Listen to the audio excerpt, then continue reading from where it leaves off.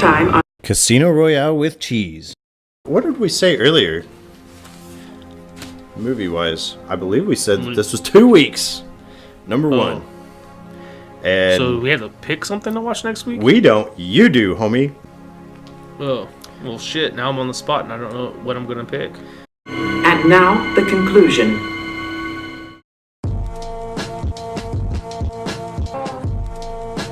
Houston, we have a problem. I have a really bad feeling about this. A boy's best friend is his mother. Hasta la vista, baby. Nobody puts baby in the corner. Roads? Where we're going, we don't need roads. Frankly, my dear, I don't give a damn. Silent Green is people! Yo, Adrian!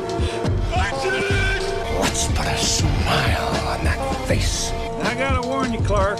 They don't play the same games here as they do at them regular casinos. Royale too.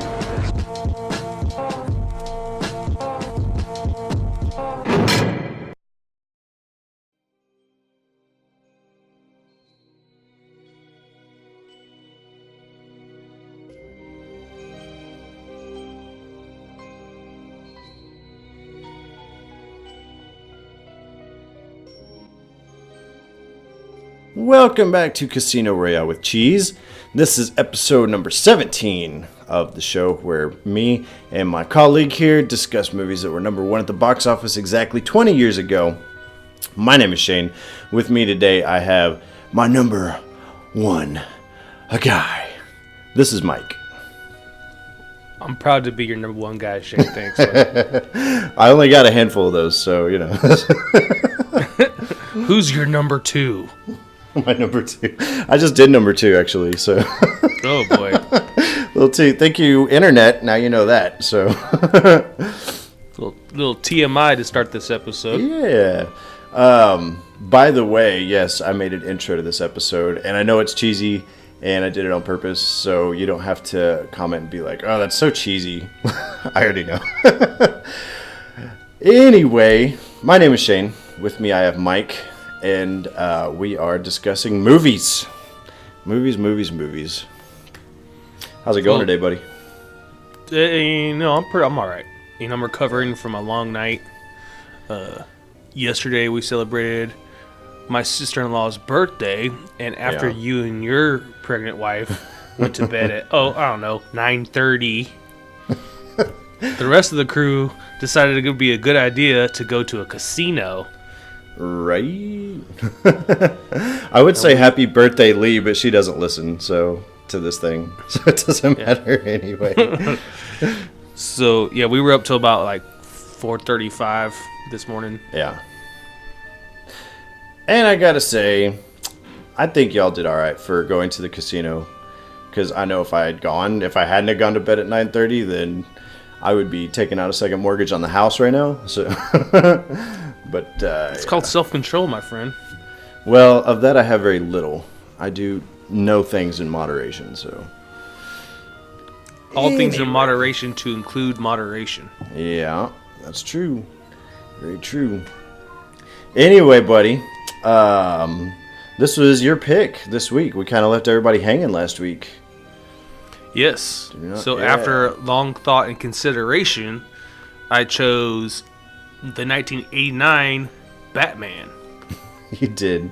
You most certainly did. What was the criteria for picking this movie? It was a number one movie.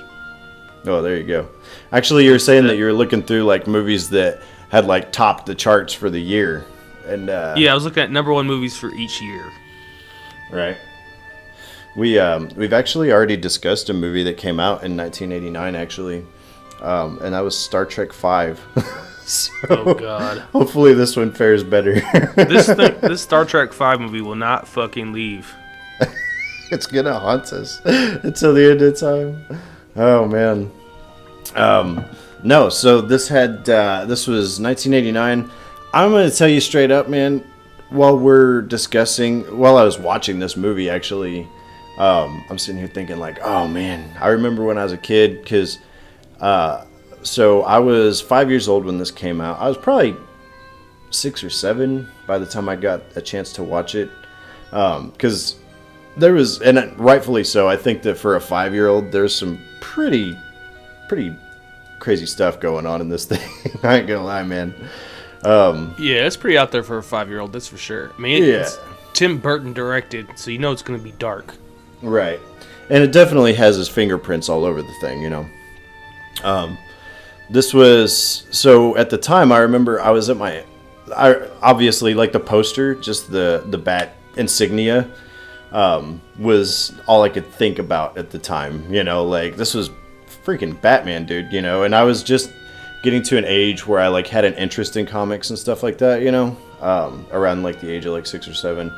I was at my uncle's house, and finally, because him, like my uncle and my aunt and my parents were all like playing cards, and it was really late at night, and so anyway, they were like, they had rented Batman, and they were like, hey, if you want, you can actually watch this. And I was like, all right, sweet, dude, you know, I'm down. And I fell asleep. I was watching it because it was so late. Yeah, that sucks. But yeah, I don't remember when I first actually officially watched it. But, you know, back in the day, because, you know, this was my demographic, was what this is aimed for, was, you know, boys that were around like the 10 to 13-year-old range, you know, the adolescent type of guys. And man, I was ate up. This is like, Batman's still my favorite superhero, and this is probably what started that, you know. So well, you pretty much just stole my lines exactly, because up until this film, let's see, I was the 10 to 13-year-old when I saw this. I got you. And up until that point, you know, I was all about like G.I. Joes, and shit like that. But this Batman like stole my heart. Mm-hmm. And has since always been my favorite Batman. I kind of my favorite superhero, I should say. Right. And that's kind of the thing, is that, you know, this tells you how impactful the movie was, because people are always comparing, you know, whenever Christian Bale played, you know, Batman or whatever in the Batman or the Dark Knight trilogy and all that stuff. Even though there had been 2 other Batman on screen, the movie wise, they still were like, how's he compared to Michael Keaton, you know? And like whenever Heath Ledger went to go on and play like the Joker and all that, they're like, well, you know, he'll never be as good as Jack Nicholson and stuff like that, you know. And so it kind of tells you the legacy of this film, you know. I mean, it was the standard for a long time, you know. Yeah, it's really good. Yeah, but especially anyway, 1989 standards. Yeah, and that's something we're gonna have to discuss. Yeah, but yeah, we'll get into it real quick here. So I'm pretty sure everybody's seen freaking Batman at this point. That's no big. If you haven't, spoiler alert. Right? If you haven't, you're a friggin' idiot. What are you doing with your life? Everybody's seen this movie, but let's see. It starred Michael Keaton in the role. Jack Nicholson as the Joker / Jack Napier. Kim Basinger was Vicky Vale.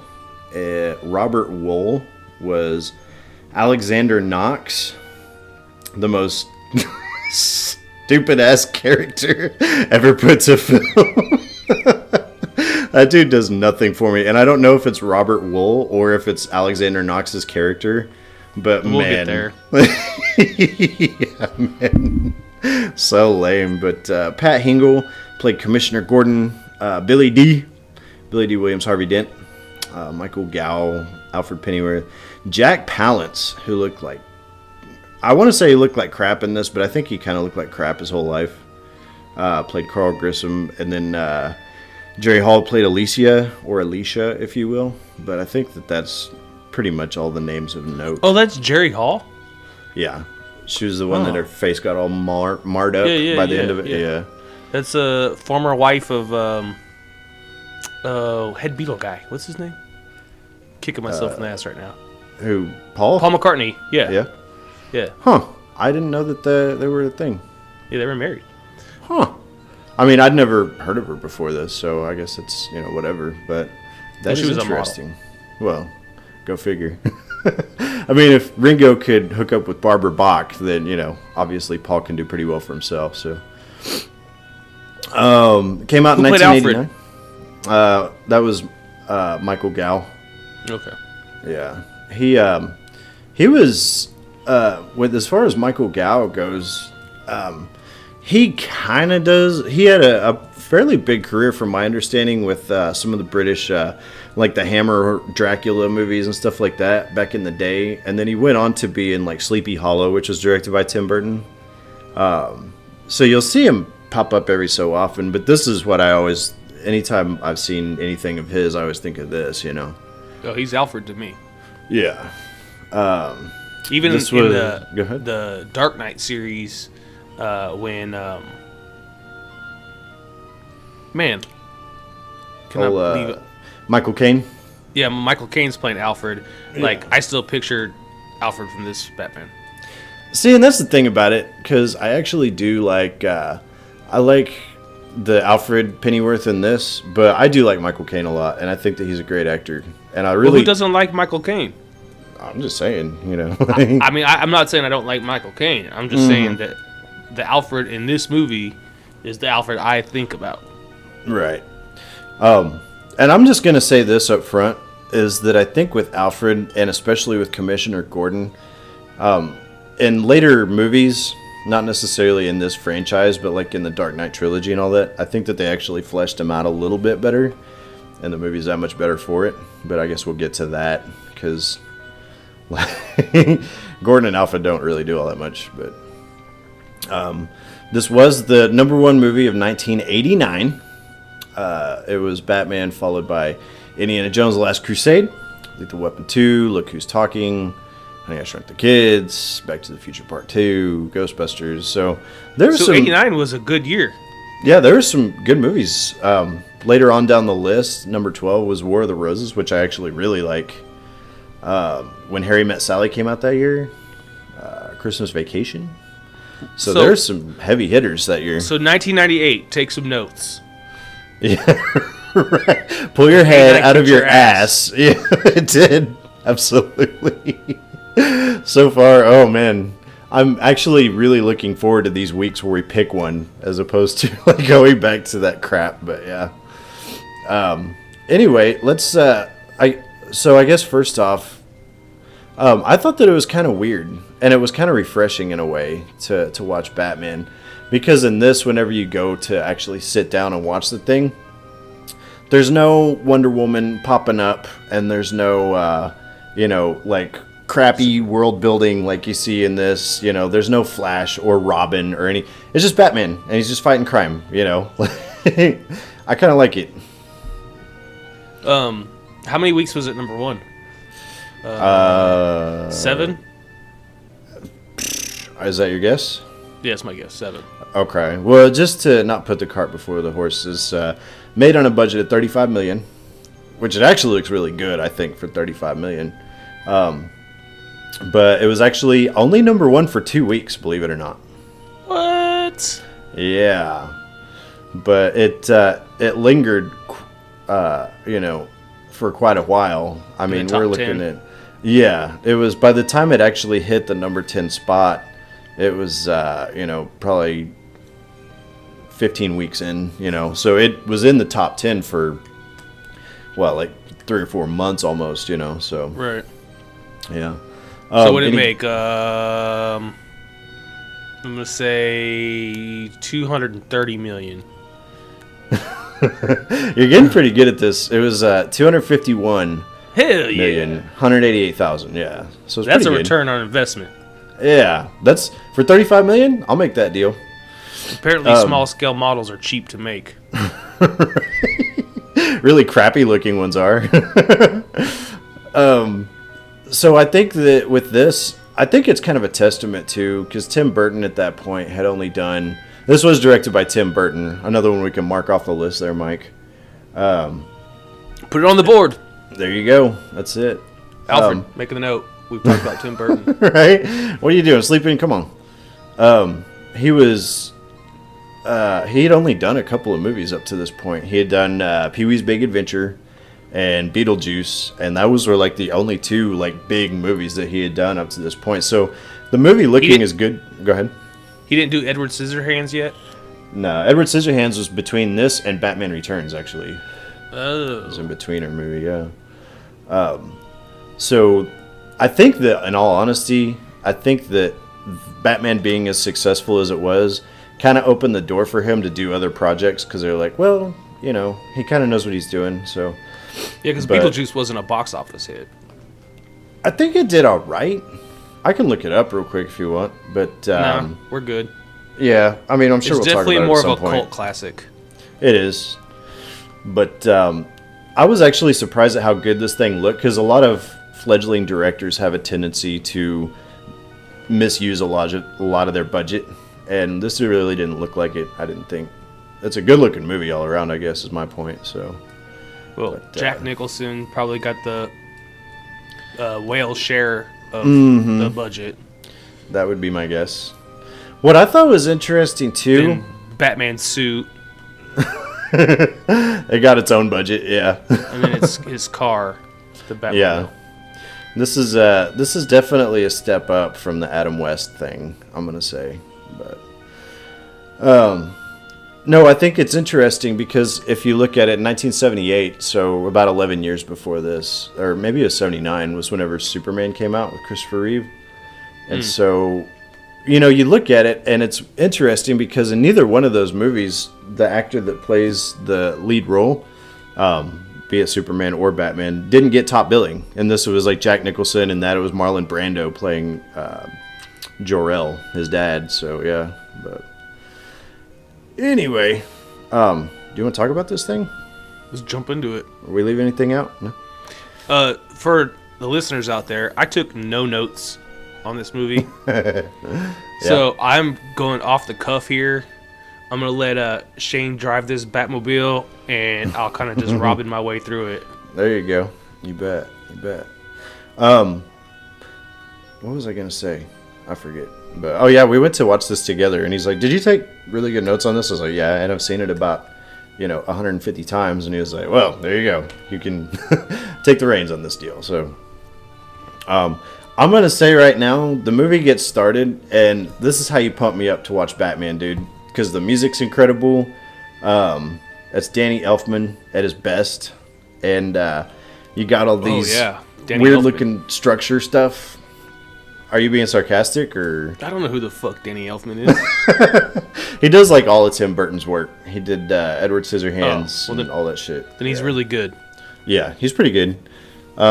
He's done. I think it's really weird, man. You know how he got started? Was he was one of the members of the band Oingo Boingo. Oh, it's my favorite. Right.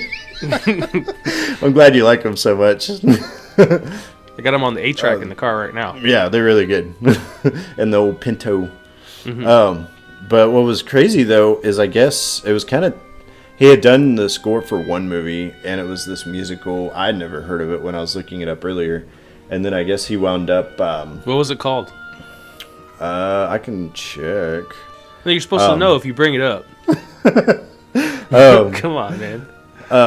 Anyway, people don't want to hear you like frantically type away on your computer trying to figure out where something is from. I'm typing away on my phone. Thank you. Oh, excuse me. Yeah. Oh, what am I looking up here?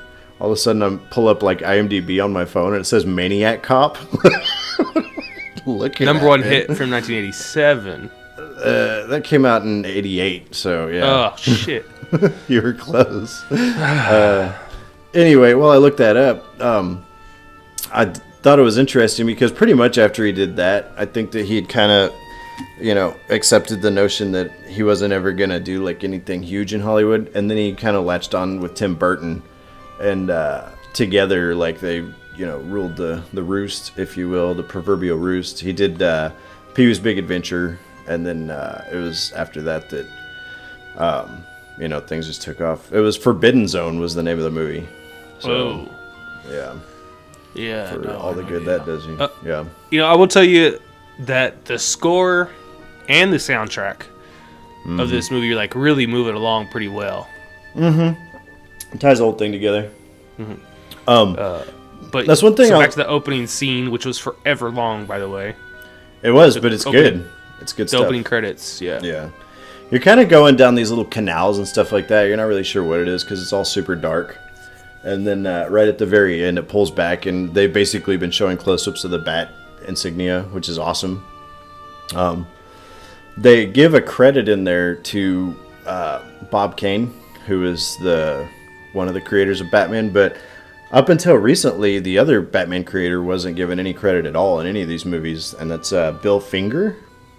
And I guess they created him together, and then there was like this big lawsuit that happened because Bill Finger wasn't getting any of the credit over this stuff, and I guess they're both long since dead, but, you know, whatever. They give old Bill the finger. Ha, see what I did there? Hey-yo. He'll be here all night, folks. So, after the credits are over, we cut to Gotham City. There's this group of tourists, a man and his wife and their boy, and they are trying to get a taxi and go to the Adelphi Hotel. Yeah, in a city that looks like New York City, there's like no taxis to be found. Right? Yeah, it's pretty bad. And they especially look at scared night. for their life. Yeah, they do. Why would you go somewhere if you're that scared to go there? I don't know. I mean, I'm not going to go to, I don't even know where, but I'm not going to go somewhere that I feel endangered, you know? But yeah, they finally get a taxi, and then somebody steals it, which is kind of funny. They're walking around and trying to find their way around, and there's like this hooker that's on the street. She's like, "Hey, honey," and she's like looking at the little boy. God. Yeah, it was pretty bad. They go into this alleyway, and there's this guy that basically is just sitting there, and he's like, "Hey, can I have a buck or whatever?" And the dad's like, "Let's get out of here." And then, so sure enough, right after that, you find out that the dude that was trying to bum a buck off of him is a mugger. And his partner comes out and like holds him at gunpoint, steals all their wallet and jewelry and stuff, and they both take off. And so anyway, right after that, we get like a top-down view of this building where you see a little like darkly cloaked figure is like overlooking this balcony, and he turns around and walks off. And it's such a bad animation that it really takes me out of that whole scene, man. Oh yeah, for sure. I mean, it's really bad. Yeah, you're right. Yeah. The two guys are on top of this building, and they're like basically going through the spoils that they've just attained from this mugging, and they start talking. He's the guy that was trying to bum the dollar. He's like, "Man, let's get out of here. I don't like this." And then he starts telling this story. What are you, scared of heights? Oh man. He starts These talking guys fucking are terrible actors. They really are. This whole scene actually kind of reminds me a little bit of Dick Tracy, actually, with Warren Beatty. Do you remember that? Yes, of course I remember that. And Madonna. Yeah. But yeah, that kind of reminds what it reminds me of. No, I'm not scared of heights. I'm worried about the bat. Yeah, see? Like, But, what the fuck? He starts talking about this guy, Johnny Gobbs, that apparently got dropped off of a building. And so these guys, they're sitting there chin wagging. The one guy's like, "Shut up, there ain't nobody coming. There ain't no bat, whatever." And so anyway, you look behind, it does this wide angle shot, and you can see where Batman basically is descending very stylishly from behind. All of a sudden, they're sitting there. Using his wings as like a parachute. Mm-hmm. There's a lot of stuff that stylistically doesn't make sense that Batman does in this. But it looks cool, so Tim Burton's definitely more of a style over substance type of guy, you know? So, anyway, they are sitting there talking to each other, and then they look up, and they hadn't realized that Batman's, like, standing right over them.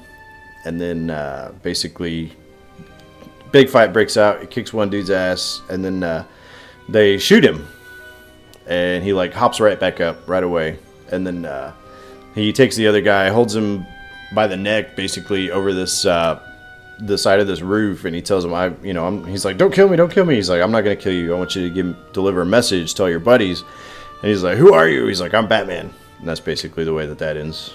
It's so weird because after watching like the Dark Knight trilogy, the way Michael Keaton delivers the line "I'm Batman" is so weird. Because like Christian Bale be like, "I'm Batman," right? And Michael Keaton's like, "I'm Batman." He sounds just like Bruce Wayne. Yeah, a little more bass in the voice, but not much. Right, not much. You know, and this is something that me and a buddy of mine had discussed for a long time, because back whenever the Dark Knight movies were coming out, it was really easy. Everybody was doing their own impression of Christian Bale's growly bat voice, you know, and all this other crap. And I always thought, you know, it makes sense that he would try to disguise his voice as opposed to just talk like a normal dude, you know. Like, anybody that's talked to Bruce Wayne and also talked to Batman is going to be able to figure out who that is, you know. Yeah, which, like, the main love interest always talks to both. So. Right. He does.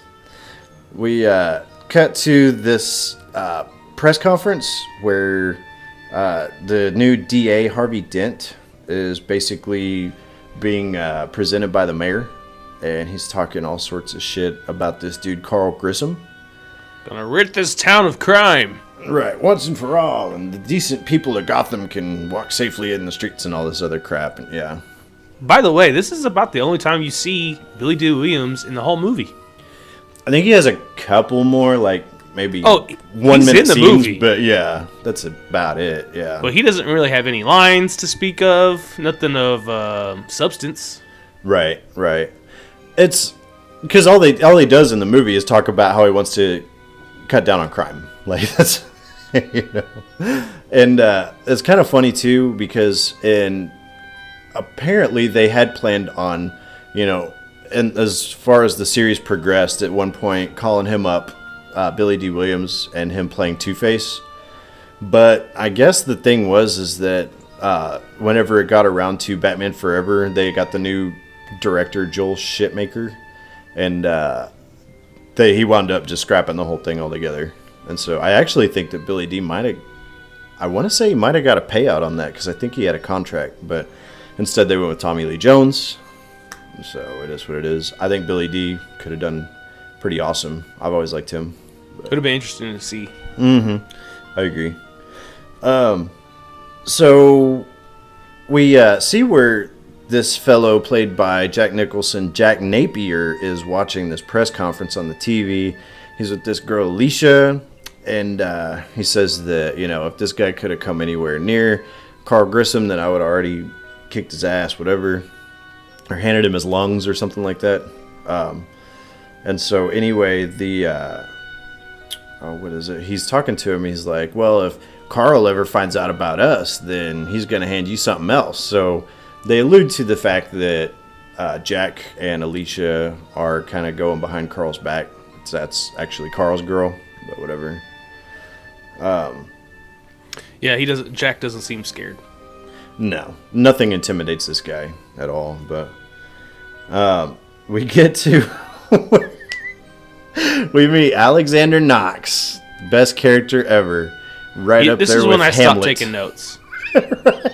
I can't deal with this guy. Yeah. It was Alexander Knox, and he's this reporter for the Gotham newspaper.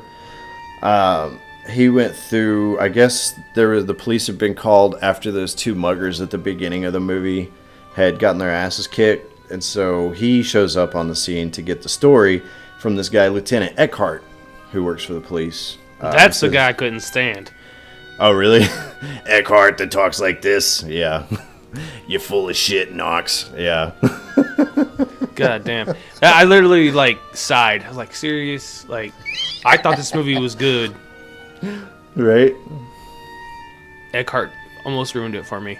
Knox has got a lot of funny one-liners throughout this film. He does, but he has some really lame ones too, man. He does. Yeah, King of the Wicker People. Wow. That's hilarious. Yeah. So, anyway, Lieutenant Eckhart doesn't want to talk about the stupid Batman. He tells him that these two guys slipped on a banana peel, whatever. And I guess Knox said that there had been 8 Batman sightings in a month. And so... Don't write about the bat. Right. Don't write this in your or what is it he says? Don't write this in the newspaper and ruin your already worthless reputation. Yeah. Yeah. Anyway, we see him duck off into an alley, and he's actually talking with Jack Napier. It turns out that Jack Napier is giving him a cutback, so you can assume that he's working for Carl indirectly. Eckhart's a dirty cop. He is. Don't say. He's about as dirty as they come. This guy looks like he needs a bath badly, bro. And maybe you need to get on the fucking Atkins diet or Jenny Craig or some shit. I'm just saying, dude. I mean, he's as white as he is tall. Right. He is, man. I could see like him in like a foot chase. I'm not worried about that dude at all. But I think it was between him and Danny DeVito for the Penguin. could be. They killed his Danny ass DeVito off. needed all these prosthetics. This guy's good to go.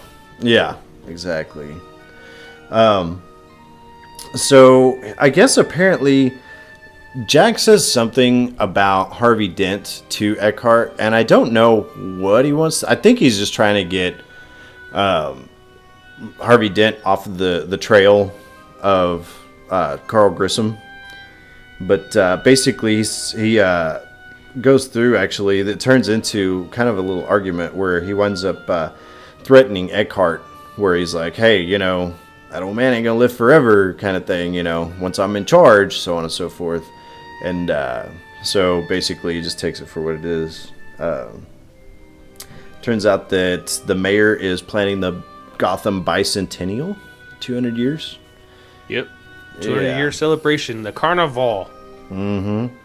And I guess they're already over budget, like $250,000, which seems like nothing nowadays. But yeah, they said that this whole crime epidemic that's happening in Gotham's really slowing things down as far as planning it goes. They didn't need the 200-year celebration to drive the plot at all. No, they didn't. It makes no difference whatsoever. That's one of the only things that Harvey Dent even talks about, is he talks about this bicentennial thing, and it has nothing to do with anything. Nope. Then we meet Vicky Vale, who is one of the worst investigators ever. She works for the newspaper, and she couldn't find her own ass without a map. Well, she's a photographer, to be fair. She is, but she's still really dense, she's not, dude. But she's not an investigative journalist, I'm saying. That's all I'm saying. Right. Yeah, that's fair. That's our boy Knox. Oh, Lord. That guy. Because he's really sharp, you know. She meets Alexander Knox in his office, and I guess she'd been doing legs. Hello, legs. And she's like, I've been reading your stuff. Oh, well, I'm reading yours. Dude. Waka, waka, waka. It's really hard to get through, like, the first half of this film. It's rough, man. It was I didn't remember it like that. I remember it so fondly. Yeah. But the second half of the movie, like, really brings it home, so. I gotta say, I think there's some truth to that. It's, in all honesty, I think honestly, it might only be like the first 20 minutes of this movie, because if you look at it time-wise, the ball gets rolling on this thing pretty quickly. But man, this first 20 minutes is just really a chore to get through, man. I'll tell you right where the movie changes, but we shall proceed. Oh, okay. So yeah, she was talking about how he couldn't get an interview with Commissioner Gordon or whatever, and she's like, well, he's going to Bruce Wayne's charity ball, and he's like, oh yeah, well, I don't have an invitation, and she's like, well, I do, and so he will you marry me? Right? Will you buy me lunch? No. Yeah, I eat light. No. I cannot stand Alexander Knox, dude. And as dumb as she is, he is equally as worthless plot-wise. But yeah. Anyway, we cut to the. What is it here? I guess Carl Grissom actually has some concern that. So apparently he has money that's tied up in Axis Chemicals, which is this, I guess they obviously do chemicals, but it's this manufacturing company in Gotham City. They make chemicals. Right. Long story short. It looks more like a logging facility or something to me, but there's this, I guess he has money that's tied up in there, and he's concerned that Dent is going to connect his operations with Axis Chemicals. And so it's Jack Napier, who's the one that's banging out his little girlfriend Alicia, gets the idea to go through and like steal all the documents that are going to connect the two. and just say that it was like corporate espionage, and then basically go on down the road, destroy the evidence, if you will. And he's like, hey, that's a good idea. You should go do it. Take your boys and get over there.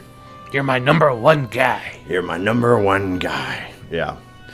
I gotta say, I like Jack Palance. He's ridiculous, but he's cool. I like him. I like him in like City Slickers. He was actually in the movie Shane, my namesake, if you will. When you say Yeah. Jack Valance, I picture City Slickers. Yeah. So yeah, he's all right. I mean, he's kind of the same thing, but he's cool. Yeah, Grissom wants Jack to facilitate this robbery. We cut to where. It's right after that Carl Grissom calls Lieutenant Eckhart to kind of like blow the whistle on the whole thing. He's basically trying to trap Jack in this deal because he's figured out that Jack is banging out his little girlfriend. So that is that. Put me on the phone with Lieutenant Eckhart. With Lieutenant Eckhart. Yeah. We cut to where I like this whole this charity ball thing. Number one, you would think that that Bruce Wayne would have to get some sort of like gambling license in his to be able to run like the craps tables and the roulette and all that other stuff out of his house. He's got a full-on fucking casino in his house. That's quite a charity event there, I'm gonna say. I always thought that was weird since I was a kid. You know, I could see doing like something where there's speeches and maybe even music or something, but a casino? Okay. It's Gotham, baby. That's it. Nobody cares. They got bigger fish to fry. Even the commissioner doesn't care. So he's there. Yeah, exactly. I like where. So we see Alexander Knox, and he is just kind of like standing in the corner doing his own thing. And so we see Alfred like show up with like a glass of champagne, and he like takes the $1 bill out of his pocket, and, like puts it on his tray like it's gratuity or whatever. Alfred picks it up with his fingers like he just threw a dirty sock on his tray or something. Yeah. Like, oh God. $1? Wow. That's impressive. Way to go, big spender. Mm-hmm. Yeah. Then we see, it's not too long after that we see for the first time Bruce Wayne is like writing this. He's writing something down. I assume it's a check or something. It looked to me when Vicky Vale approaches. Is that what you're talking about? Yeah. And she asks him, like, do you know who Bruce Wayne is? He's kind of messing with her, yeah. Yeah, it looked like him and that other dude were, like, doing lines of blow. Oh, you think so? Yeah, they were, like, all hunched over a table. That's funny. The only reason that I know that that's not what they were doing is he takes his ink pen later and, like, sticks it on, like, this piece of art, or maybe it's, like, a decorative tree or something. A plant, yeah. Yeah, but, yeah, that is funny that he's... Even in the 80s, Batman's doing coke. Yep. But yeah, Vicky Vale approaches him and she's like, "Hey, do you know who Bruce Wayne is?" He's like, "No, I don't know." You know, and so she gets his attention. He takes his ink pen and sticks it in the stupid tree, and then it's funny because you see Alfred like come up right behind him and grab it out of the tree and throw it on his tray real quick. And he's like drinking champagne, and he like goes to set it on like the side of this roulette table, or like I think it's the craps table, and like it's just about to fall. And, like Alfred comes up right behind it and like grabs it the last second and picks it up. He's going around like picking up all of his messes. Just picks up after Bruce Wayne. Yeah, it's pretty great. And he doesn't even have existence. Right. He doesn't have like an annoyed look on his face or anything. He's like, "That's my job." Yep. And then I wrote down fake ass money. Because at the craps table, they're just like throwing money down, but it looks really bad. I thought I saw a $40 bill in there, so that tells you how fake it all looks. Well, the money's like white. Yeah, it's really bad looking. We see more of that fake ass money later. Mm-hmm. So Knox he approaches Commissioner Gordon, and he says, basically, he's just trying to get the scoop on Batman. Gordon doesn't want to talk about it. Commissioner Gordon doesn't. He asked Harvey Dent, and Harvey Dent's like, well, you know, I think we got other things to worry about than, you know, bat sightings or whatever. And he's like, well, that's not a denial. And then they both walk off, whatever. Right after that, there's a police officer that arrives at the charity ball. or the charity event, and he tells Gordon that apparently there's been a break-in at Axis Chemicals, and Jack Napier is there. And he's like, well, who's on the case? And he's like, it's Eckhart, sir. And he's like, oh, God, let's get out of here. Now, I wonder, like, when I saw that, like, is he just incompetent, or do they know he's on the take? That's what I'm saying. Because I was thinking, like, this isn't like kickball where this guy sucks and can't catch anything. Like, if this guy's on the take, then you need to be looking into this, you know? Not like, here we go again, you know?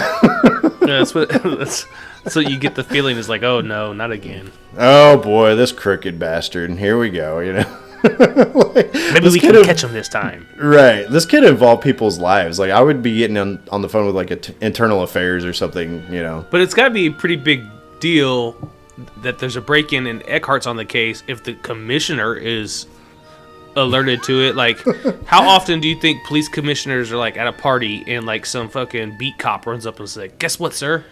Like, probably doesn't happen very often. No. And then the commissioner personally oversees the whole thing. Like, the apprehension of this guy. Yeah. That's true. He doesn't have any, like, there's not a captain on the force. No, we need the commissioner there. Mm-hmm. Exactly. That's big time. That guy should be doing nothing but filling out paperwork, you know, and chewing asses. But, so yeah, Gordon leaves. We see where Alexander Knox and Vicky Vale are just talking to each other. They make it into this room where there's all this different type of, like, armor and stuff like that is on display in there. And that's where we get the stuff. King of the Wicker People line. It's so lame. I wanted to punch Robert Wool in the face. But, where do you know where this one is from? It's Japanese. How do you know it's Japanese? I bought it in Japan. Bought in Japan, yeah. And so he gets talking to the guys. Basically, he introduces himself to Vicky Vale, finally. And then he gets called. Says, are you sure you know who Bruce Wayne is this time? He's like, yeah, this time.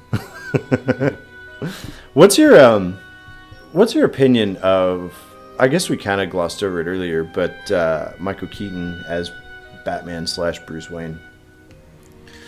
Oh, boy. I'm so torn.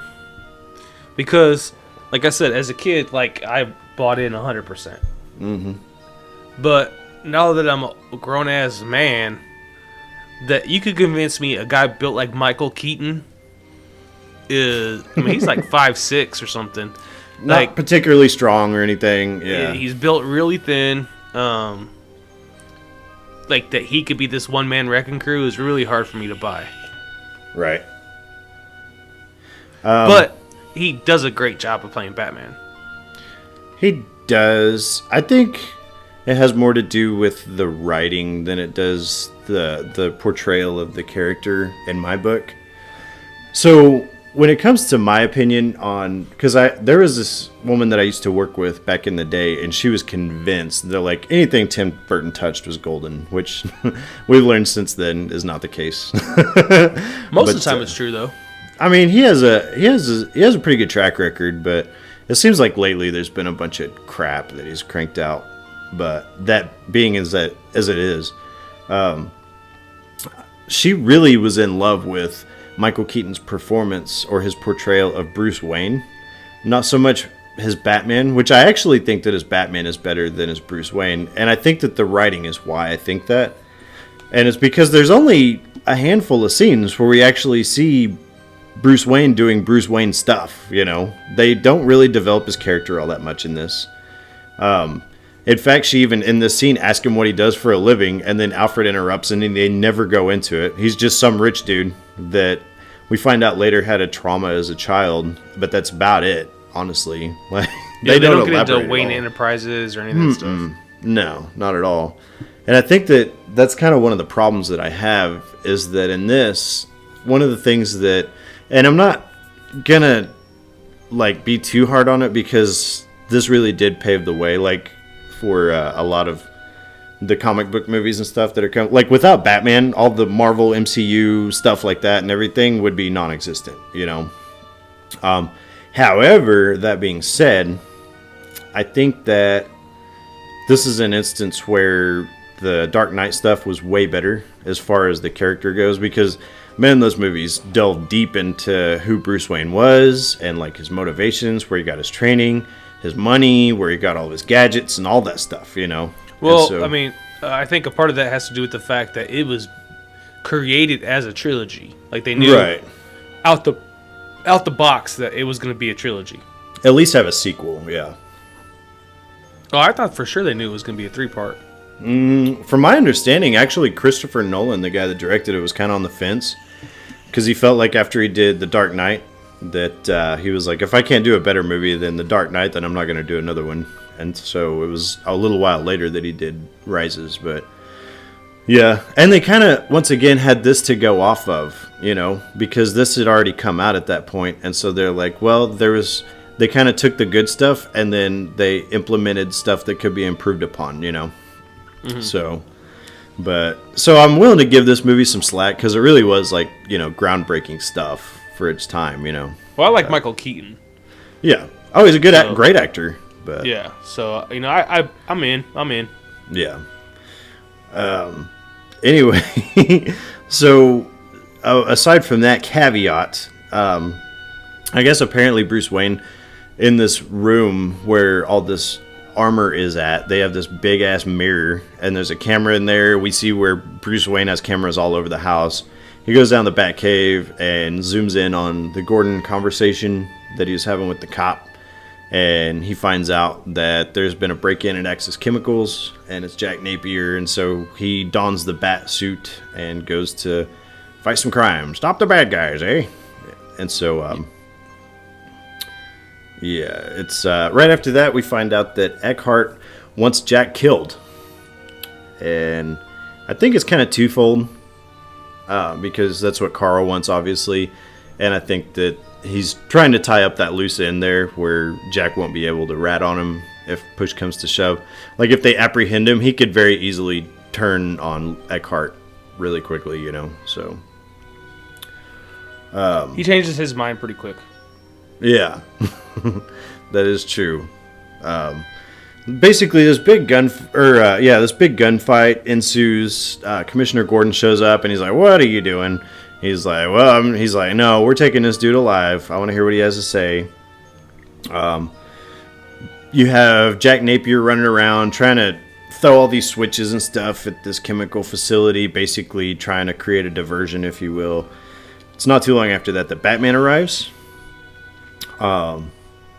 He gets his hands on Jack at one point, and then there's a henchman named Bob, who's my favorite henchman ever.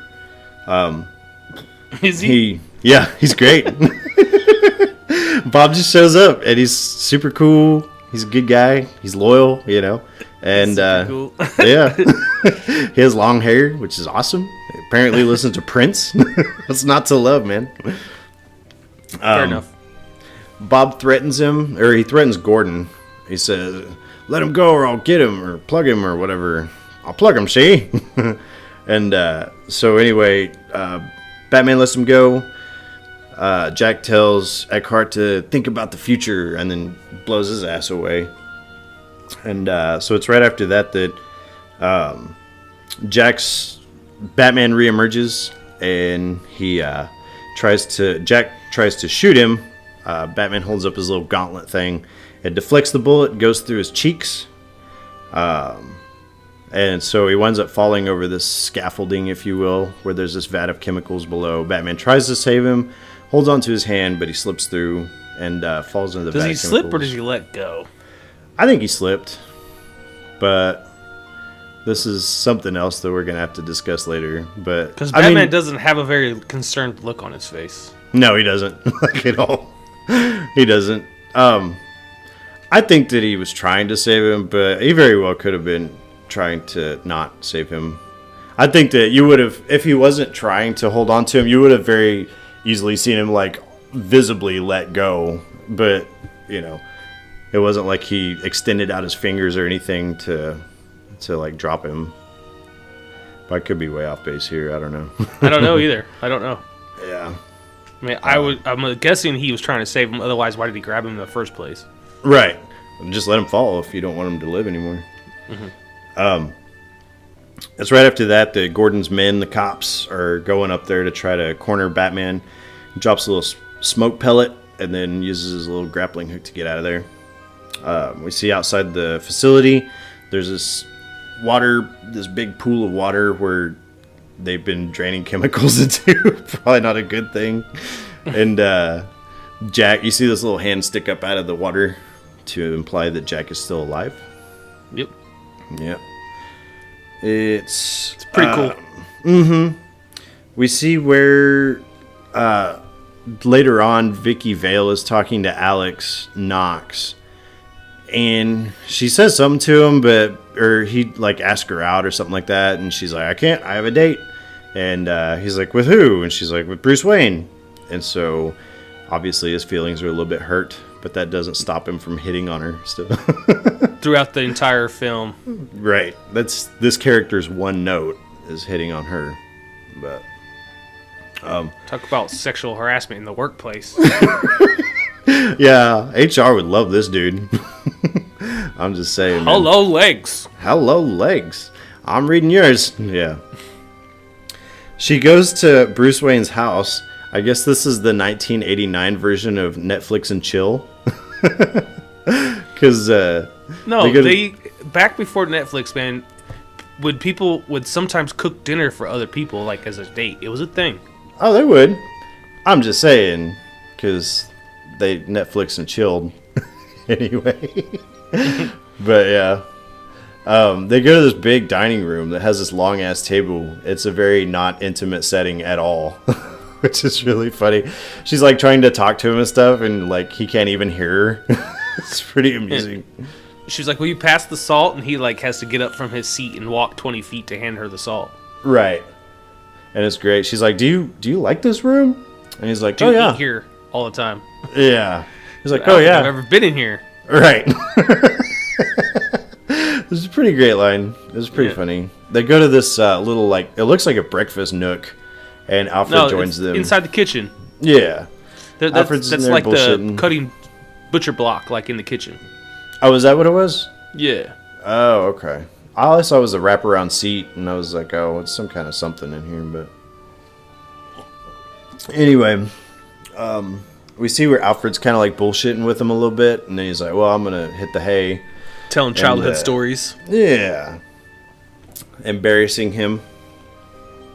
It's right after that we see where Jack, his first thing he did, I guess, after he got out of that pool was go to a plastic surgeon.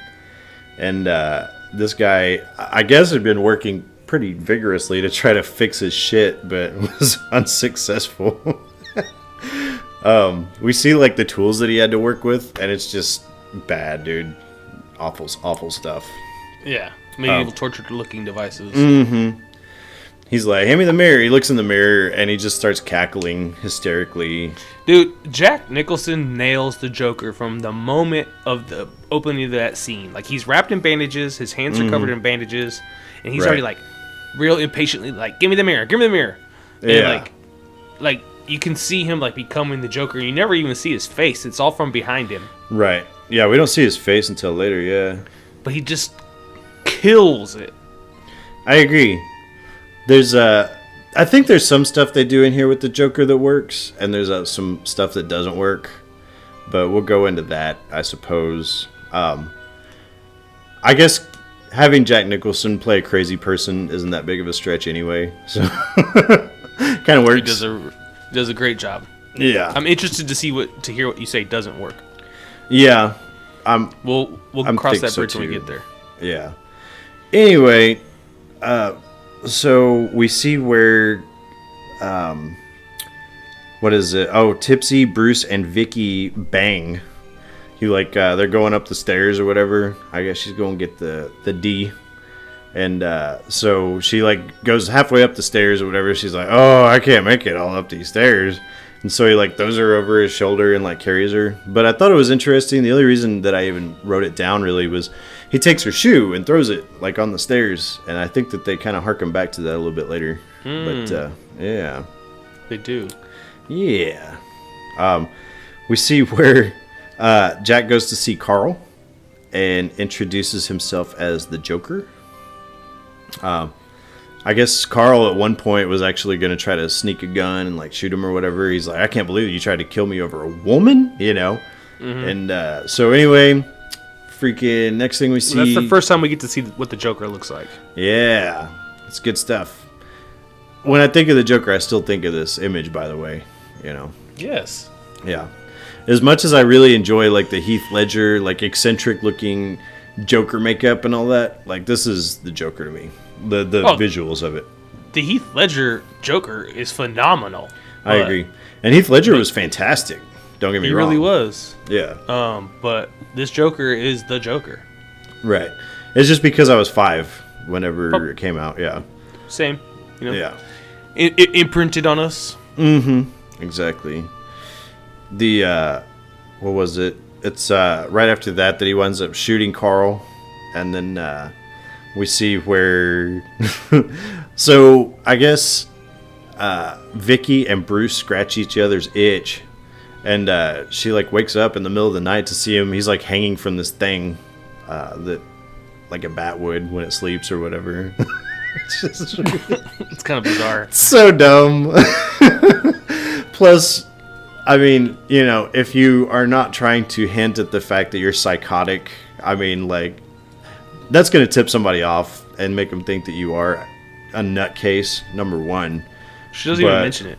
Right. Number two, there's a lot of health issues, like, from hanging upside down for 2. You don't want to fall asleep while you're hanging like that upside down, I'll tell you. Because all of your, like, blood can rush to your head and, like, start bursting your blood vessels and shit, you know? I'm pretty sure that if I woke up after, like, so you gotta remember, this is the first date. Right.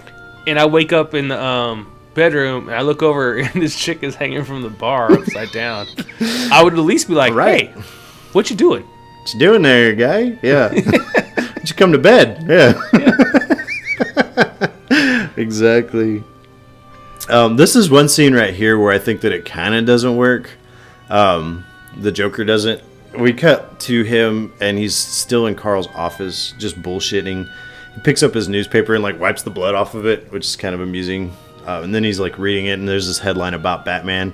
And he's, like, says something about Batman, and he's like, whoop, whoop, like that. And I'm like, whatever, man. That whole scene could have been omitted from the movie. But I digress. I like it. Yeah. So the next morning, this must have. Bruce Wayne has like really bad sleeping issues because she wakes him up while he's asleep on the couch now. He went from the bed to hanging upside down to the couch. She wakes him up and she's like, "Hey, we should do lunch at my place." And so he's like, "Yeah, that'll be fine." He's like, "Oh no, I can't." And so he's like, "I'll call you though." And so she's leaving. Well, he says he has to go out of town for a few days. So she tells Alfred, she's like, "Well, I guess I'll see you when you get back." He's like, "We're not going anywhere." And so wouldn't most women like turn around immediately, walk right back up there, start chewing that dude's ass? Yeah. Nope, she just takes it in stride. Right. I guess on the first date with a billionaire, you don't chew his ass that badly because you're still trying to get the hookup money wise. But yeah, I know if I don't know if that whole thing is kind of confusing for me because they cut back and forth to them like throughout the night, you know, little pieces here and there where it almost like makes you want to think that they've been seeing each other for a while. It almost does, yeah. But even when she like kisses him goodbye, she kisses him like they're a couple, like they've been together for a little while. Right. She's like, "I'll see you later," and he gives him a kiss, whatever. Like, I don't know. It just felt like their relationship progressed mighty fast. It did, and that shows up later on in the movie too.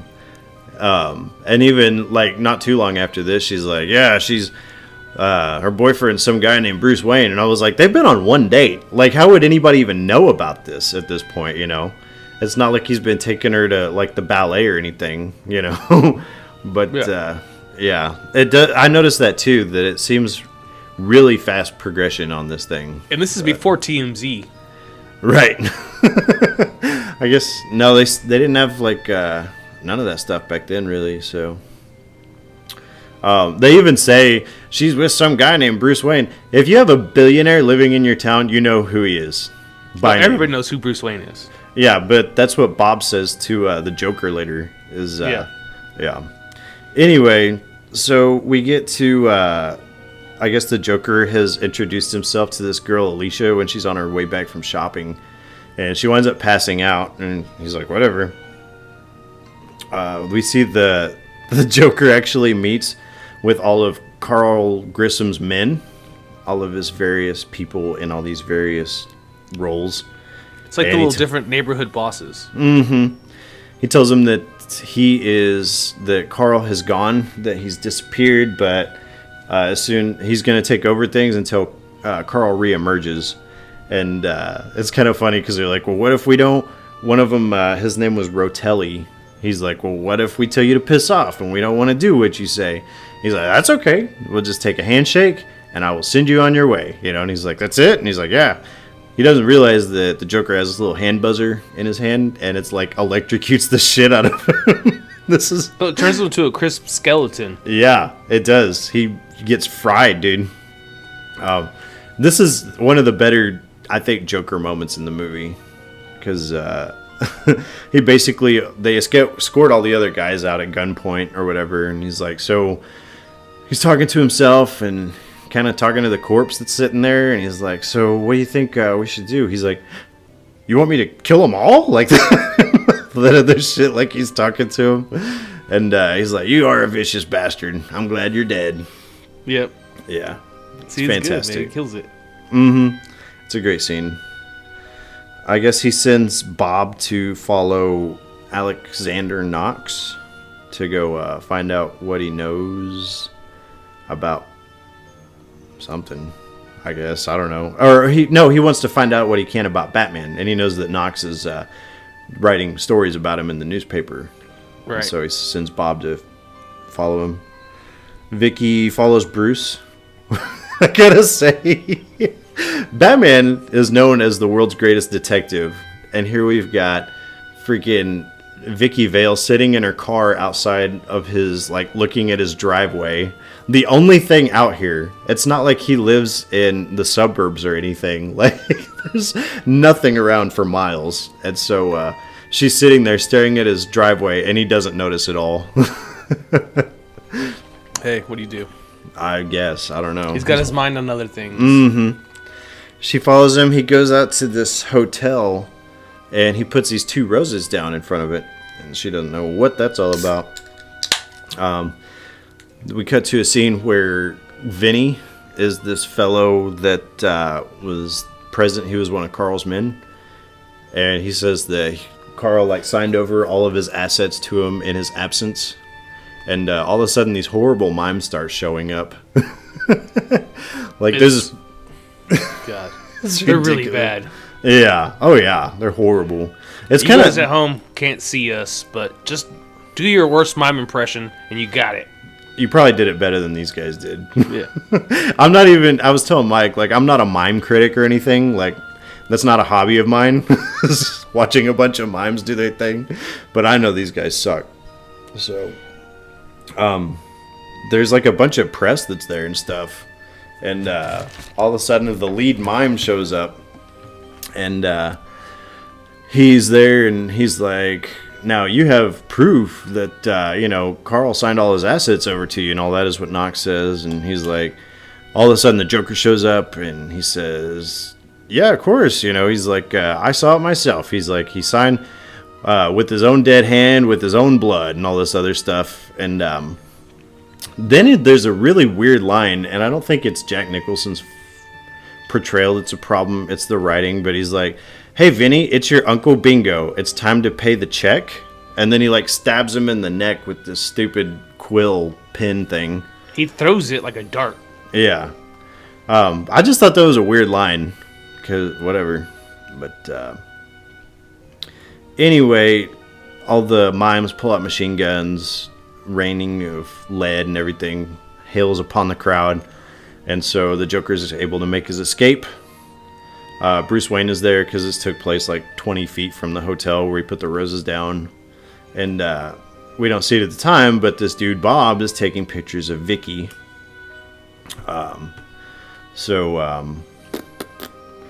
what was it here? Oh, it's right after that they do a little interview on the TV where they're asking Harvey Dent about the Joker and his gang and all that other stuff. And all he can talk about is Batman. And so the Joker starts getting pissed off whenever, because he's pissed off that Batman's stealing his press, you know. Have we gotten yet to the part where you were saying that the movie picks up? Nope. Like, no, really? So even all through this, you're like, I don't care.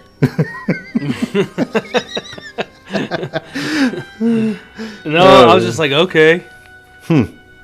Fair enough. So Bruce goes home. He's talking a little bit to Alfred. Alfred wants him to get serious with Vicky. He's like, this is another scene where he's like, I feel like there's a certain weight that's lifted when she's here and all that other stuff. And I was like, they had one date, you know. I have a funny feeling Bruce doesn't bring a lot of ladies over. You would think. I don't know, man. The Joker, he gets the pictures from Bob, and he thinks that, you know, Alexander Knox, a big ass dork. He's not impressed with anything until he gets a hold of the pictures of Vicky Vale. And I think I mentioned this before in another review, but that's when he's like cutting her picture he's like cutting an outline of her out of the picture, and he's like, oh, it's hard to stay in the lines, you know. And it's a funny line. And then it's right after. You. Yeah, it's pretty funny. He basically wants Bob to find out anything he can about Vicky, because I guess they had talked about how her little boyfriend was Bruce Wayne, and he's like, oh, she's about to trade up, and all that other stuff. It's pretty funny. And it's right after that there's a shipment of chemicals coming from Axis Chemicals, and we don't know what it's all about yet, but we soon find out that apparently there have been 2 models that have died from poisoning that they talk about on the news. With Joker faces. Yeah, they got these big goofy ass smiley faces. And they're apparently, like, in the middle of this news report, they're like, oh, this just in, there's 3 more people that died. And like this anchor woman starts laughing hysterically, and she Keels over. Collapses over, yeah, on herself. And it's right after that Joker hijacks the TV, and he does this really funny makeup commercial.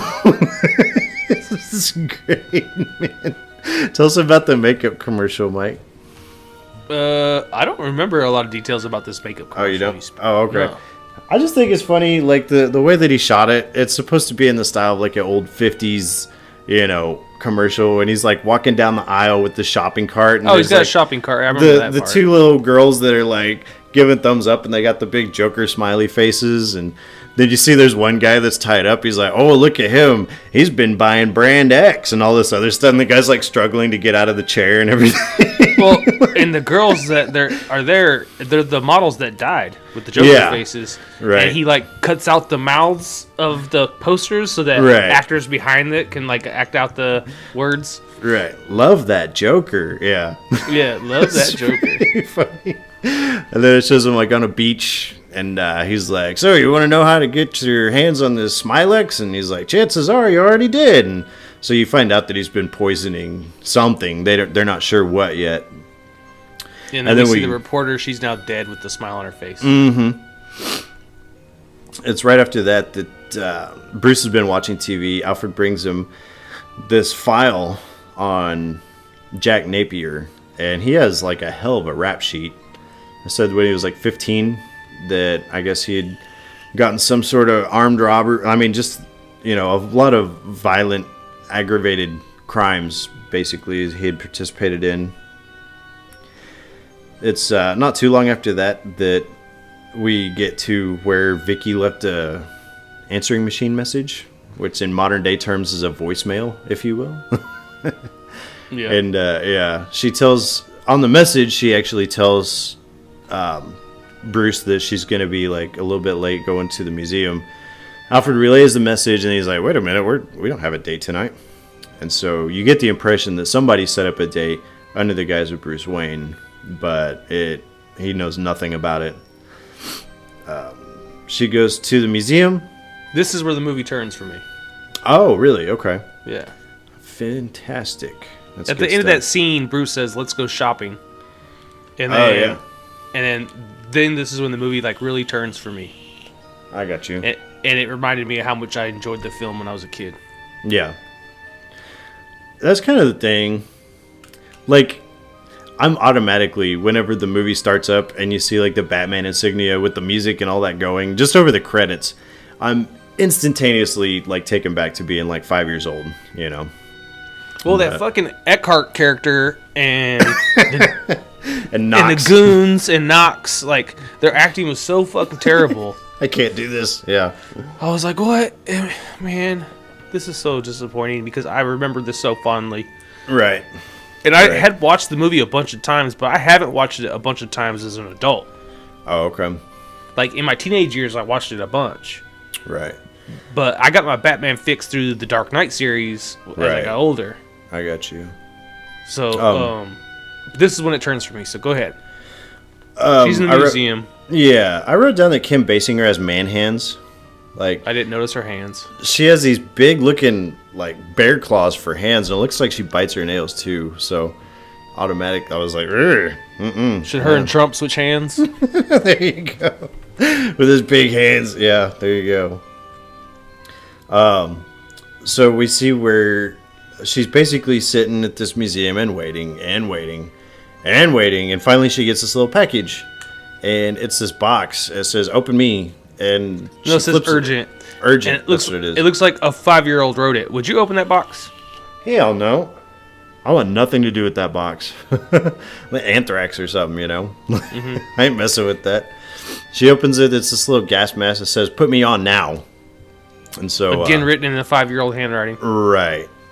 She throws this thing over her face, and all this gas starts pumping into the room. And people are dropping like flies, you know? And, It's so funny the way these people die, because they literally drop like flies. Like, the gas touches them. They don't have to even inhale it. It just touches them, and they just like literally like slump over into their piece of cake. Or Right. the one waiter like falls dramatically in like silverware like, flies everywhere. holding a tray, yeah. Yeah. And the whole thing. I gotta say, this is a weird museum too, man. Because it doesn't look all that big, at least what we see of it. But I've never been in a play, and I'm not, once again, neither mimes nor am I like a museum connoisseur, but those are not two of my interests. Let's keep talking about all the things you're not an expert of, Shane. Right, yeah, which is everything. However, Except for Star Wars and Star Trek. right, yeah, I can tell you some stuff about that. There's at points though, like in this museum, I thought it was really weird, man, because she goes through and like you have like all this artwork all around and everything, and then you have like tables set up where people are eating in the middle, but these aren't pieces of art that are like behind a glass case or anything. Like, if I paid out the ass for all this artwork, I don't want people eating around it. Like, I don't want food around this at all, you know? But it is a good way to generate money. I guess, yeah. If you could eat a steak and a potato and have a nice cocktail while you were surrounded by works of art, wouldn't that be cool? I mean, it would be cool. I don't want some drunk asshole pouring his food all over it, though, you know? No, you got security. I guess it's true. And you make it really expensive. Yeah. People that aren't going to go in there and screw around. Like, Right. you don't want your redneck cousin, like, going in there doing keg stands, you know, whatever. And wiping his boogers on the painting. Yeah, that's true. So anyway... So there's not a cough to be had. Not a one. These people literally just fall out. Right. And she just sits there in her seat with the gas mask Just over her face. She doesn't watching even people move. killing over. Yeah. Yeah. Does he kill these guys, or is that just like a knockout gas, do you think? They don't explain.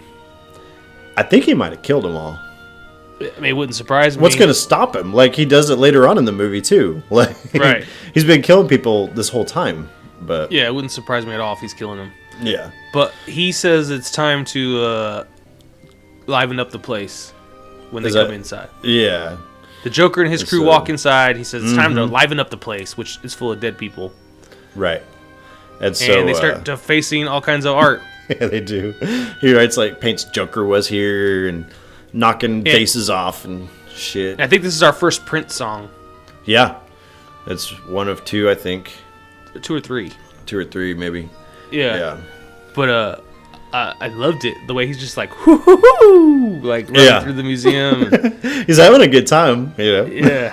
I was like, man, he does such a good job. They should change the name of this movie to Joker. Well, because Batman's barely in it, so, you know. Right. He stole the show for sure. Right.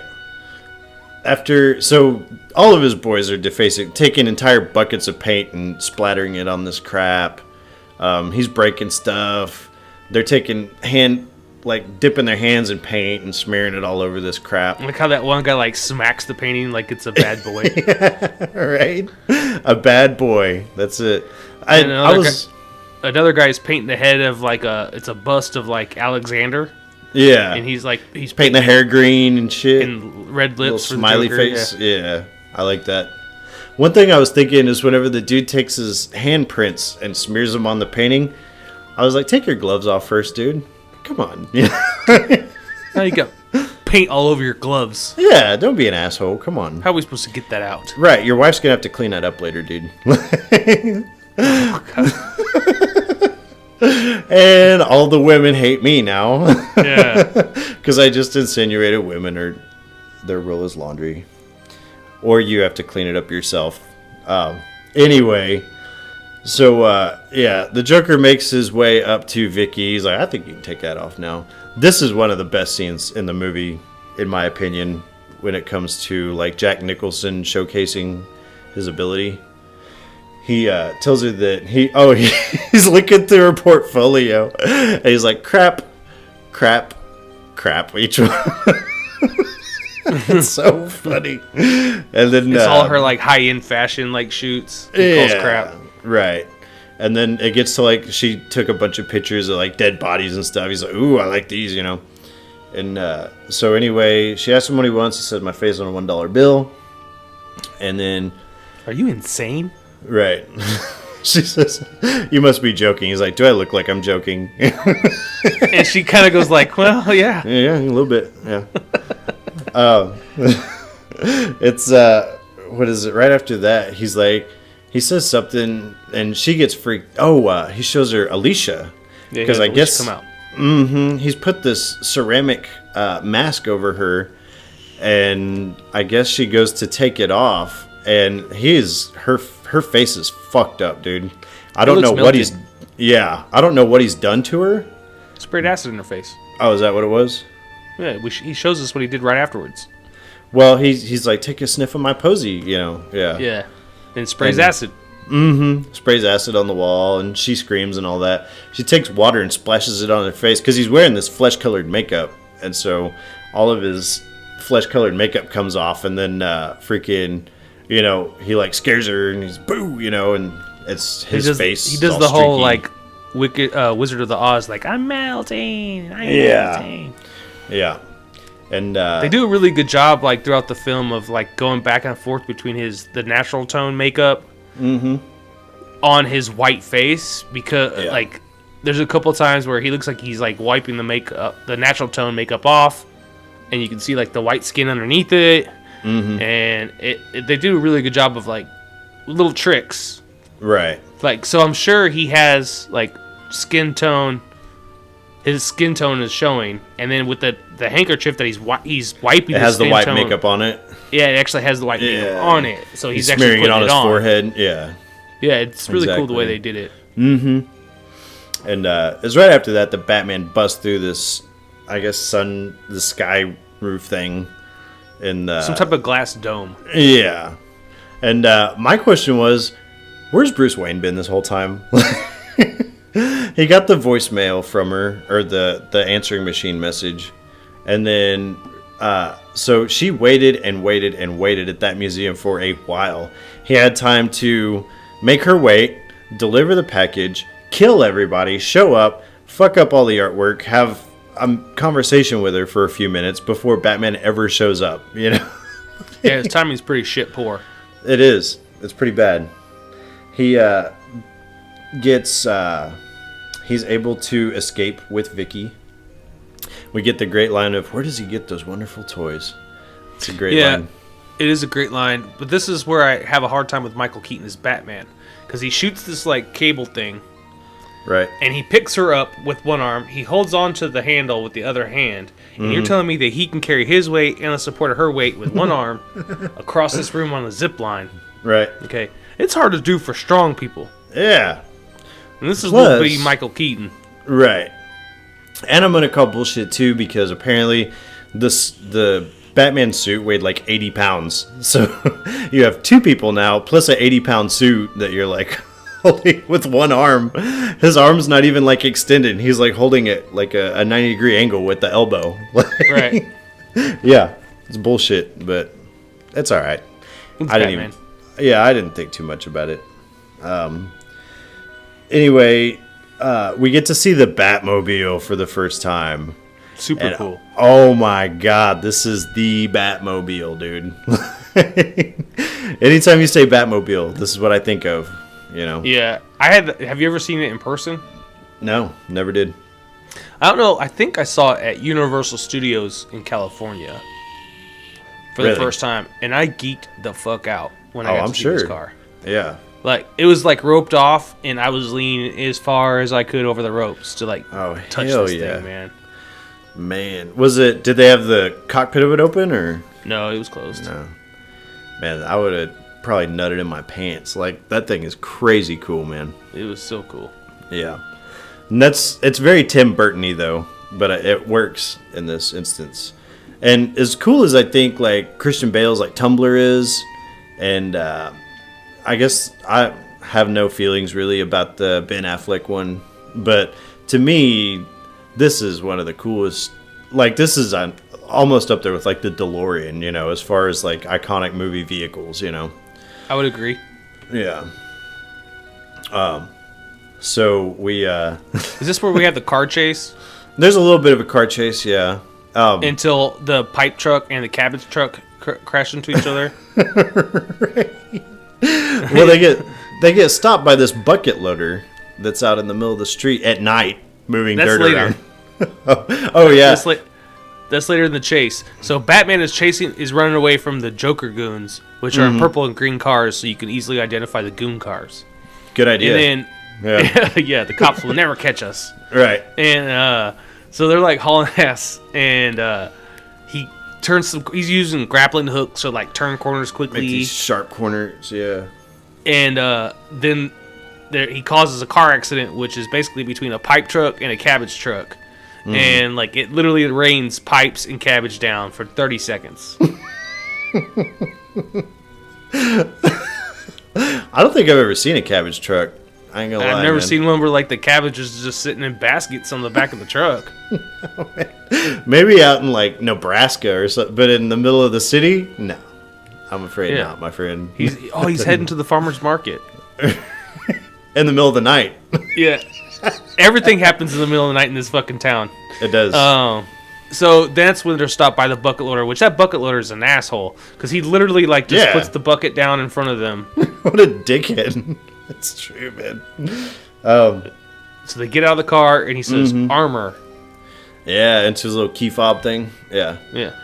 And so the car armors itself. All this defensive like shell surrounds the car. It's awesome. It looks kind of crap, honestly. With it's the visual effects. It is. So I'll cut it some slack, but they did the same thing in Batman Returns, and it looked way cooler in that, I thought. But what is it? He asked Vicky how much she weighs because he's gonna grapple him up onto this platform up above this catwalk in between two buildings or whatever.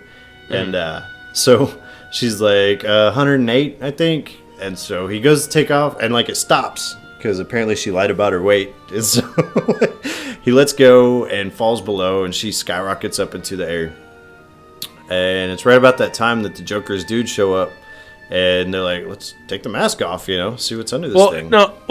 It's for as tough as Batman is supposed to be. Like he falls into this pile of garbage and like just lays on the ground.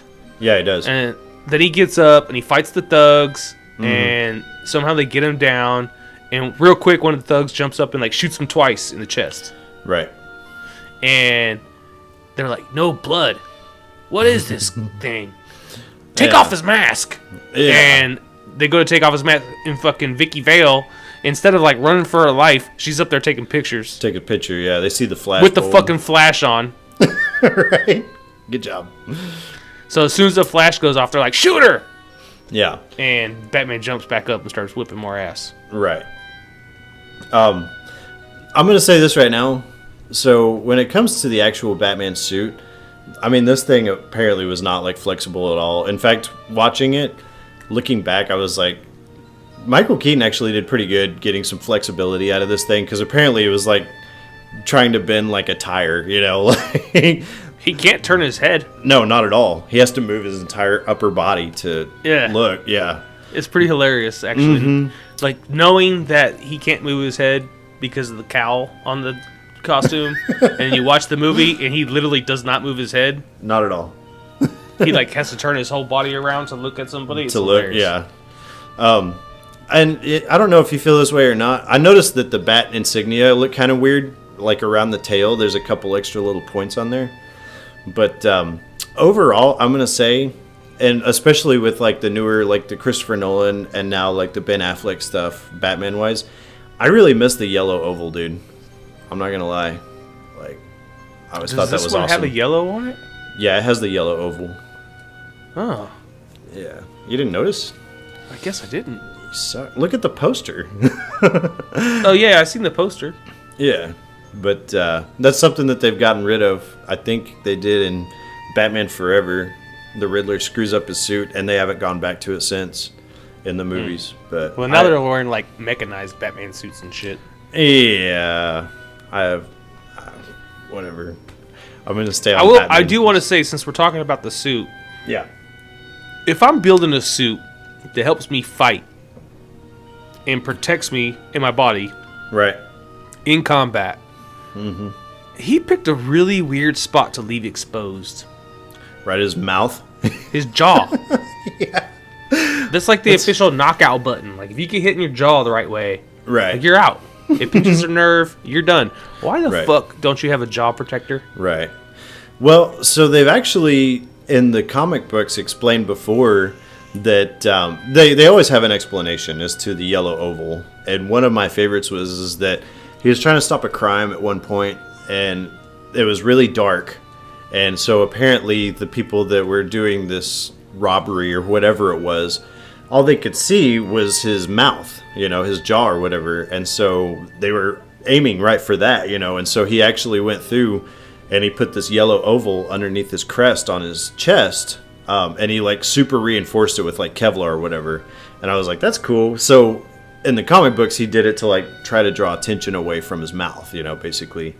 But then why not cover the mouth? Well, there you go. That came along in Batman Beyond, but yeah, it's a pretty big vulnerability. I ain't gonna lie, man. But he winds up kicking everybody's ass. Long story short, hops back in the Batmobile, grabs Vicky, and Which, did you notice there was a tow truck like backed up to the Batmobile when they got back in it? oh, they're gonna tow his ass. Yeah, the cop was getting ready to tow him. I didn't notice.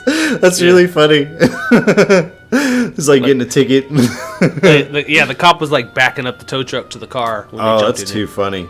Because it's just sitting there in the middle of the street. Yeah. Yeah. That's awesome. I do like the whole thing where he like calls the car toward him, and so it's like driving or whatever, and he's like standing right in the middle of the road where the car's driving up, and he says stop into his little thing, and it like stops inches away from him. You know, it's great. Doesn't even flinch. No, I do think it sucks because apparently that Batmobile was like a piece of shit in real life. They said that like they'd be doing scenes and stuff, and crap's literally like falling off of it. Like, kind of breaks my heart a little bit that it wasn't as cool in real life as it was in the movie. But anyway, he takes her back to the Batcave, and this is where I think that she's really dumb, because she obviously knows what Bruce Wayne looks like. She's looking right at him, and he sounds just like Bruce Wayne. Like that, and to me, would be enough to put the pieces together and figure out what the hell's going on. Well, in the whole scene, like, you see her, she's like maneuvering around him to try to look at his face, and he like keeps turning Right. his back to her. He turns the light on at one point so she won't look at it.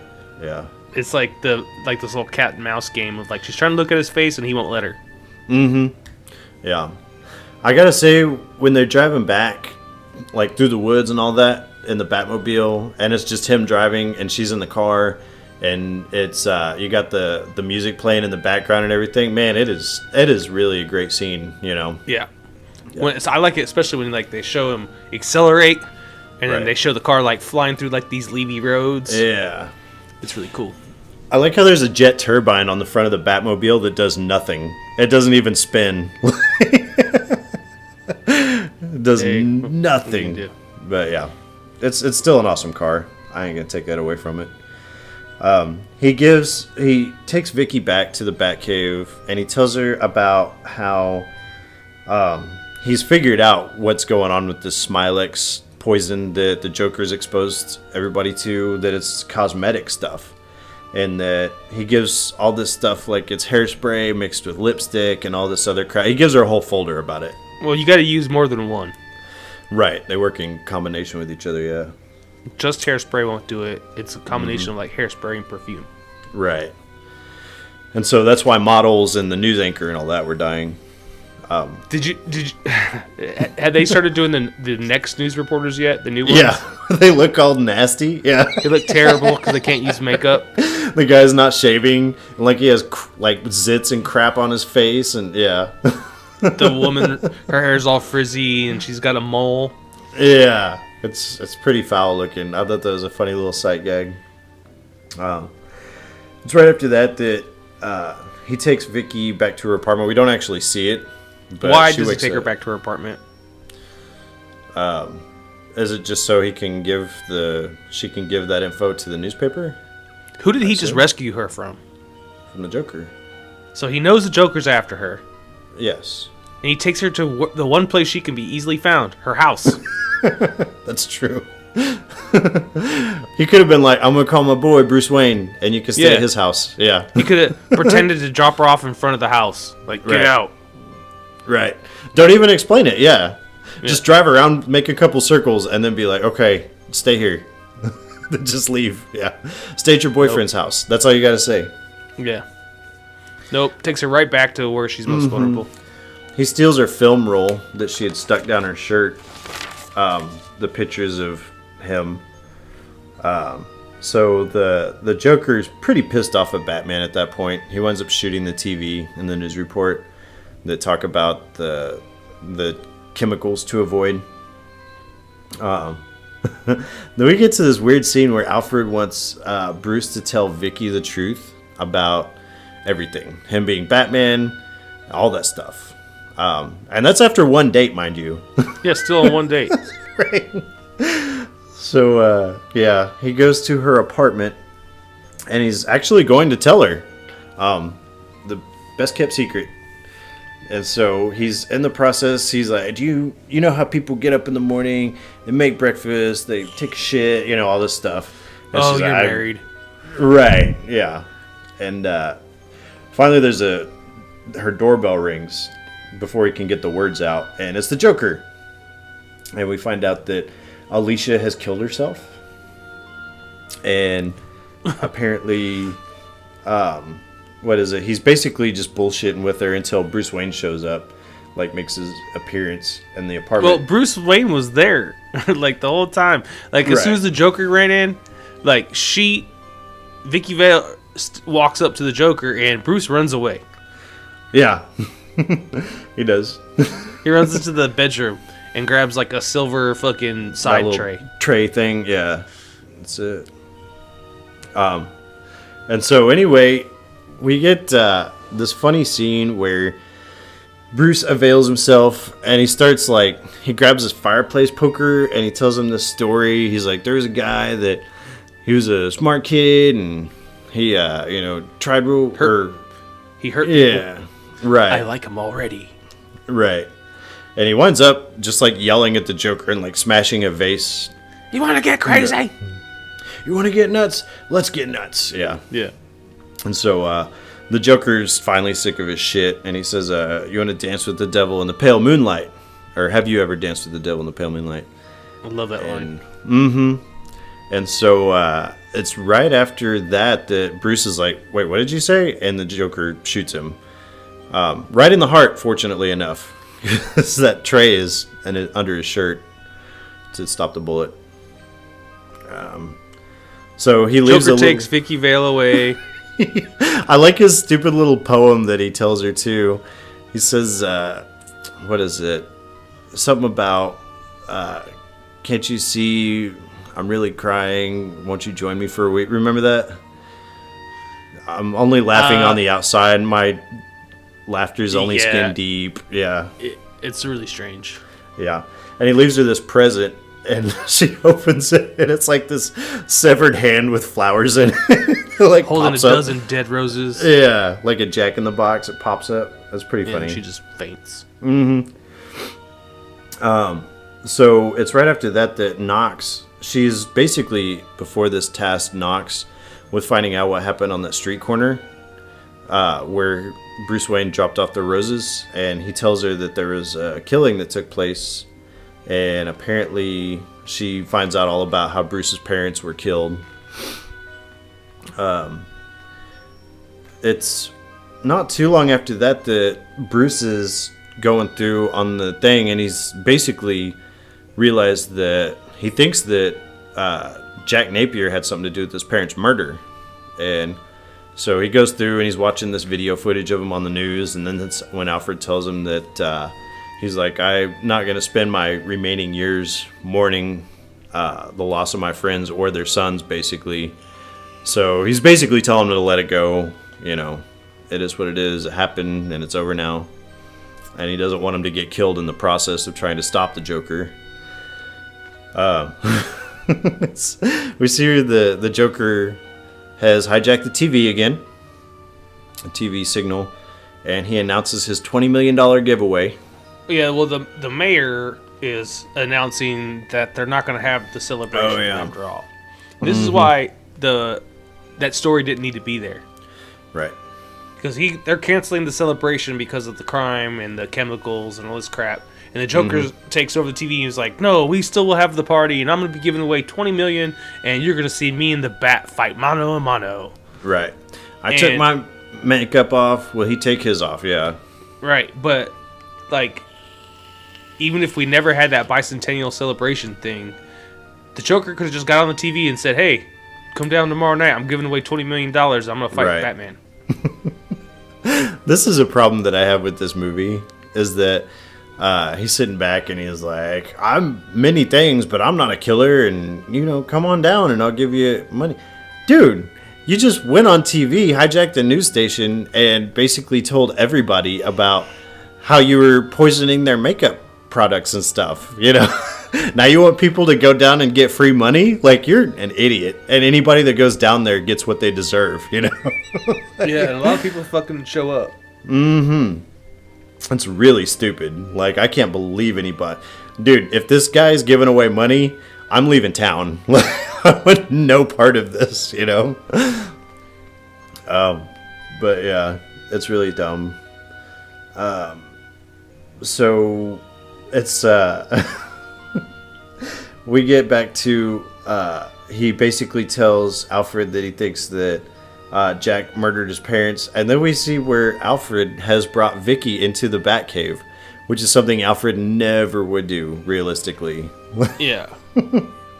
No possibility of it. And she just walks in there. Yeah, just chills. Whatever. I've loved you since the first time we met. And then, yeah, this is once again a thing where they kind of like bring the relationship up again that's very unnatural. Because she's like, she's like, I don't understand it. And he's like, well, I don't understand it either sometimes. And she's like, she says to him, well, you know, he's like, but the world's not a perfect place. And she's like, the world's not perfect, but I just need to know that you love me. Like all this. You've had one date. Yeah. We've seen each other 3 times. Right. Like, yeah, all ever. We met at the party, we had a date, and then I came to your apartment and the Joker showed the fuck up. Right. I was there for 10 minutes, less than. Yeah. I guess he must have an awesome thing going on in the sack or something. Well, now she knows he's rich and he's Batman. Right. So he's a 10. Yeah, I'd be pretty turned on. And you're a dude, so yeah. Yeah, Christian Bale. If I'm in the Batcave and there's Christian Bale, I'd be like, dude, just tell me you love me. Right. Yeah, man. Hook it up. Let's go. You want to bang right now? Yeah. It's after that. What is it here? The parade, right? Oh yeah. We cut to the parade. We get another Prince song, and it's just a lot of money being thrown around. He's got $20 million. And Joker balloons. Mm-hmm. And Joker balloons. I like the balloons. They look like, clowns and shit. There's one that looks like a little baby. It's pretty cool. Yeah, crying. Mm-hmm. So this scene's funny to me because, like, they're throwing the money out and Joker, like, starts to crank up the gas. Yeah. And Vicky Vale's taking pictures. And Knox is over there like, yeah, take the pictures. And Gotham's she zooms green. in. Yeah. Yeah, she zooms in on the balloons and you see these canisters attached to them. Yeah. You didn't need to zoom in with the camera. Like, they were really obvious. They're big silver canisters. Yeah. Like, as soon as the first balloon rolls on the street, you're like, what's that stuck to its belly? Like, it's Right. these big canister things. Right. And they show the balloons later, and they're, like, swelling up and stuff. Yeah. I could see that easily. And the gas is green. Not hard to detect. Yeah, no. I notice anytime he uses gas in this movie, it's always some weird-ass color. Like in the museum, it's like purple. Purple. Yeah. And in this, it's green and all that. Oh, in between there, Batman blew up Axis Chemicals. He was like, fuck it, I'm sick of dealing with this thing. Oh, yeah, that's when they come into that really great, like, miniature model stuff. Small-scale model. Yeah, it's really great. It doesn't look like shit at all.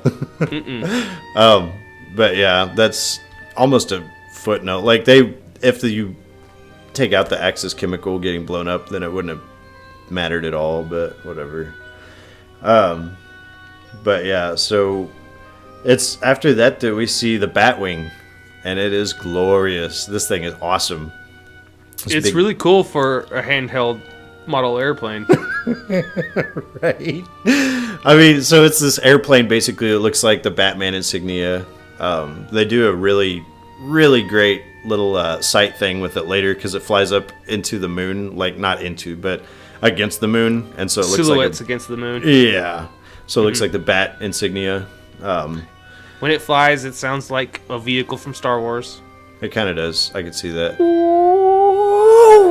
Like a TIE fighter thing going. Mm-hmm. Yeah. It's weird, man. Don't get me wrong. It's really cool. I like it. Oh, yeah. Yeah, it's awesome. I thought it was weird because, meanwhile, there's all these guys down there. Of course, the poison started flowing and people are dropping dead and all this shit. And all the henchmen, they're like holding onto the balloons and they just start falling. I was like, well, that was dumb. Why wouldn't you? What are you doing? Yeah. And then Knox tries to save the day, and he's a freaking idiot, just like the rest of the movie. He grabs like this, like a construction, like something that you would put over your face to like keep sawdust out, and throws it over his face. Yeah. Yeah, and then he goes out with a baseball bat and ends up getting hit by Vicky Vale's car. That's pretty. He like jumps onto it. Yeah, it's so fucking stupid, man. He holds on to the wiper blades, and his face has got like that whoa look. Yeah, and then like she hits the brake, and he flies into a pile of trash. I was hoping Full of feathers. Right.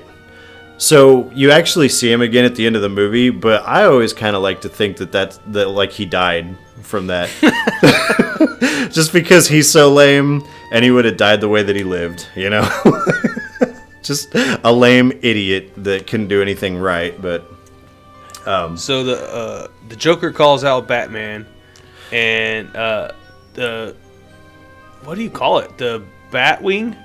Yeah, the Batwing is what they call it. Yeah, the Batwing like flies down and takes Joker's balloons. Yeah, it has like scissors on the front. Yeah, and Bat Joker's scissors. Like, those are my balloons. He stole my balloons. Right. Batman takes him up into the stratosphere, lets him. Why didn't you tell me he had one of those? Right. Bob, hand me a gun. Boom, shoots and then Bob. shoots Bob.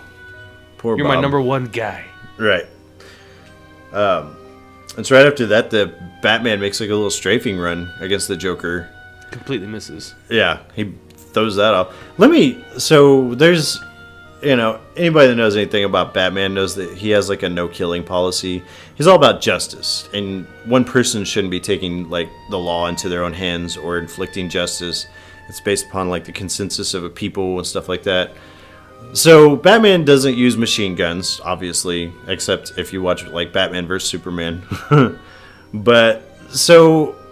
And even the Dark Knight's guilty of this too. But you have guns on your airplane, that counts, Batman kills lots of folks in this movie. Lots of folks, yeah. And then even in the Dark Knight, he has on his little bat motorcycle, I guess the Bat Pod. He has guns, like a machine gun on that thing, Well, and the amount of cars he drives over in the Tumbler. Oh, yeah. Definitely killed some folks.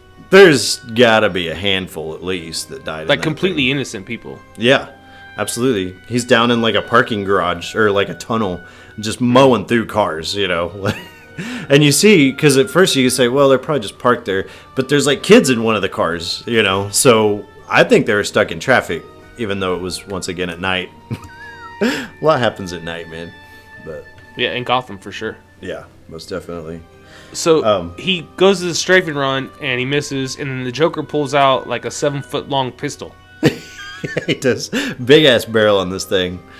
And shoots it. The fucking airplane right out of the sky. Mm-hmm. It almost knocks him on his ass. Yeah. Yeah. And then we get to see more great miniatures. I don't know. So that big long barrel, that's not gonna make your gun more powerful. Maybe more accurate, but not more powerful. Nope. Oh man, that's so dumb. It's like you might as well hit him with a slingshot, But, and then later in the movie, you see the Joker just collapses the barrel down. Right. That doesn't make any sense at all. Yeah. You didn't need to do that big scene where you pulled out the long barrel. You could have just extended it. Right. But anyway, he shoots down the bat wing, and so the thing skids along the ground, crashes right in front of the cathedral in Gotham City. They look through the wreckage, and there's no Batman in there. Vicky Vale goes up to it, but it's right after that the Joker gets his hands on her, calls in a helicopter, says to meet him at the top of the bell tower. In 5 minutes, then he looks up at the top of the cathedral and Maybe says, make minutes. it 10. Yeah. Pretty good. Yep. And so, anyway, he goes up there. Batman turns out he's fine. I mean, I think he's got shook up pretty good, but he's not dead or anything, obviously. And so he takes off to go into this thing. A lot of stuff. This is where the movie kind of falls apart for me a little bit. It's there's some craziness going on here. So Batman starts to follow the Joker and Vicky Vale up the tower. He's got her at gunpoint. And so the Joker basically makes it to the top. At one point, her shoe falls off, and he like throws it, and it lands on the stairs down below, which is what I was talking about earlier. It was kind of a throwback. Right. But yeah, he makes it all the way to the top, and then he realizes that Batman is following behind. So he takes his little posy with the acid in it and squirts it on the bell, knocks out the stairs. And so and the whenever entrance to the cathedral. Yes, it does. Yeah. When the bell lands down there at the doorway of the cathedral, fucking Commissioner Gordon thinks he can push this big cast iron bell out of the way. Even if you can move some of the wooden stuff, you're not gonna move that bell, dude. Not Are you by insane? yourself. No. You're gonna need some heavy equipment to come in and move that thing. I'm just saying. It's like trying to push it, and then he's like, Right. let's just go over there. Fuck it. We get some donuts. No, what's crazy to me is that with that, whenever Batman finally makes his way to the top, there's oodles of guys up there to kick his ass. I'm like, where did they come from? Yeah, where did they come from? I have no idea, but The Joker didn't know he was going up there until 10 minutes ago. right, he's just playing it on the fly at this point, you know.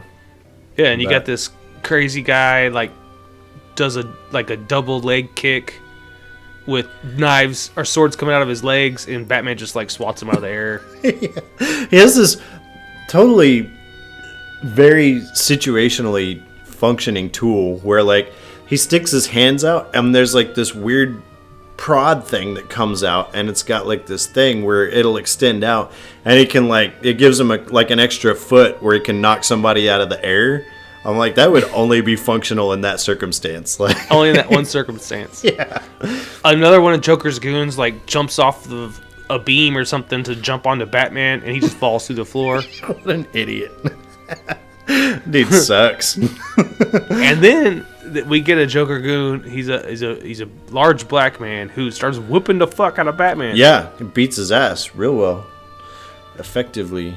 And meanwhile, in the background, we've got the Joker and Vicky Vale that are apparently dancing. Yeah. And what I think, looks like she's inebriated or some shit. Yeah, he's just holding her like a freaking, like she's in a coma almost, you know. Yeah.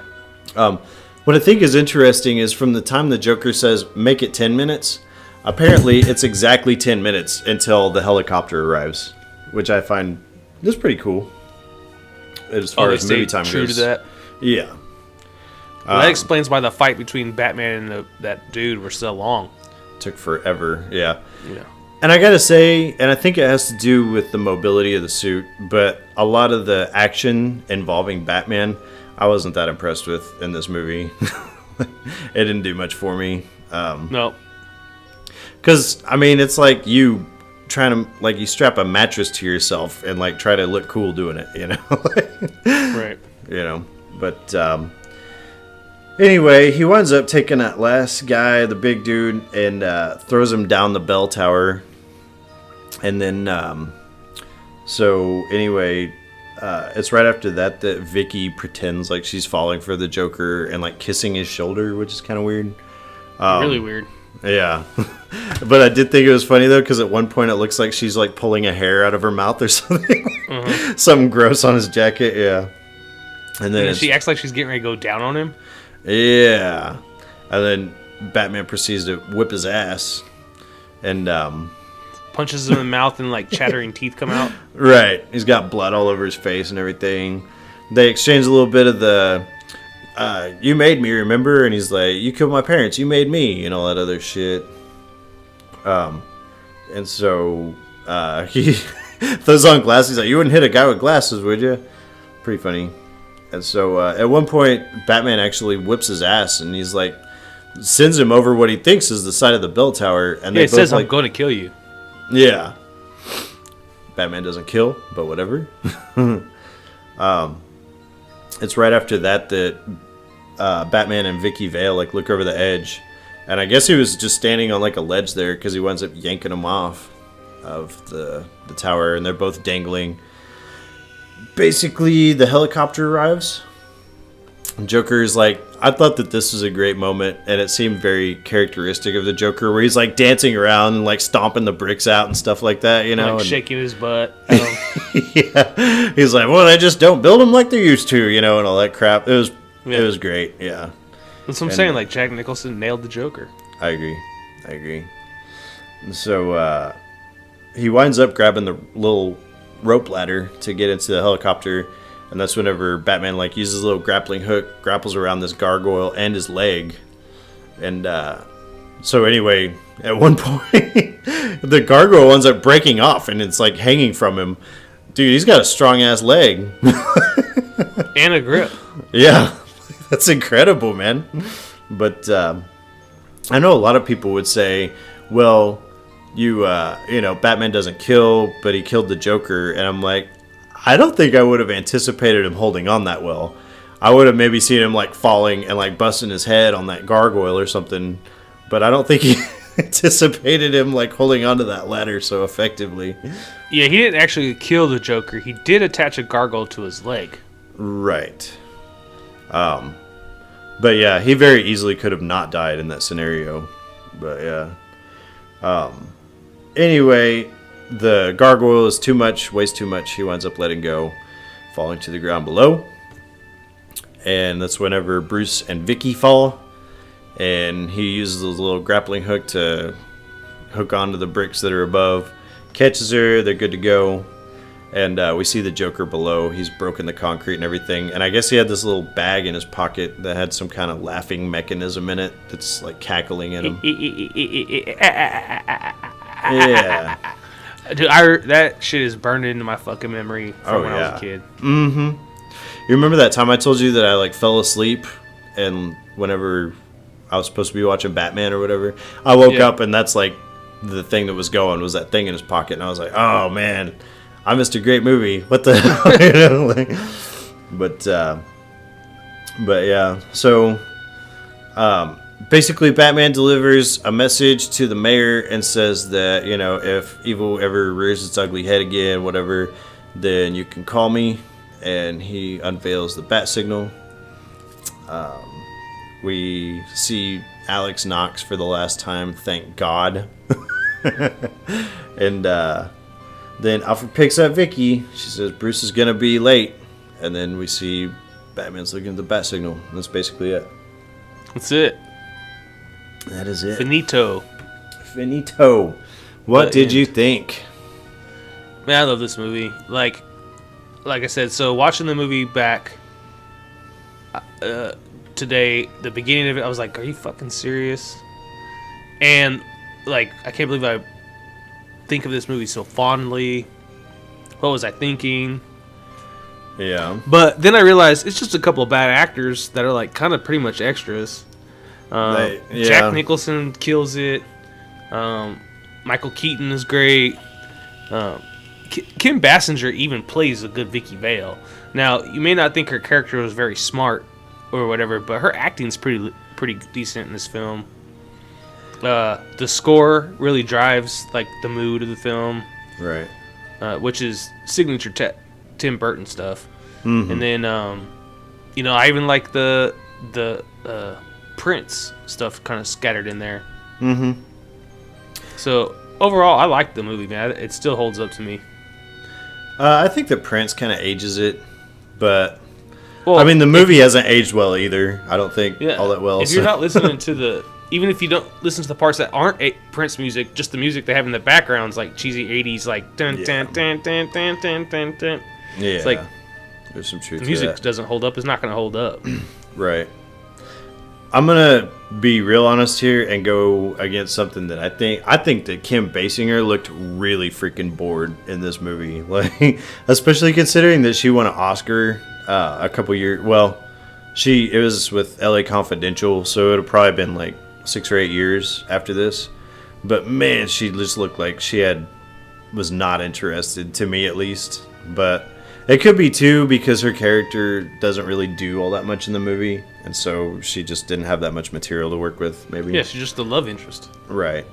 So overall, the Joker and Batman are fighting over. Yeah, I agree. There's some plot holes in here. I ain't gonna lie. There's a lot of stuff that's kind of a tough pill to swallow in regard to this movie. I'm not going to say I hate this movie by any stretch because I love Batman, but I think that when it comes to Tim Burton, he's definitely more of like a style over substance. But how could you not love the style in this movie? Because it's great, you know. And right.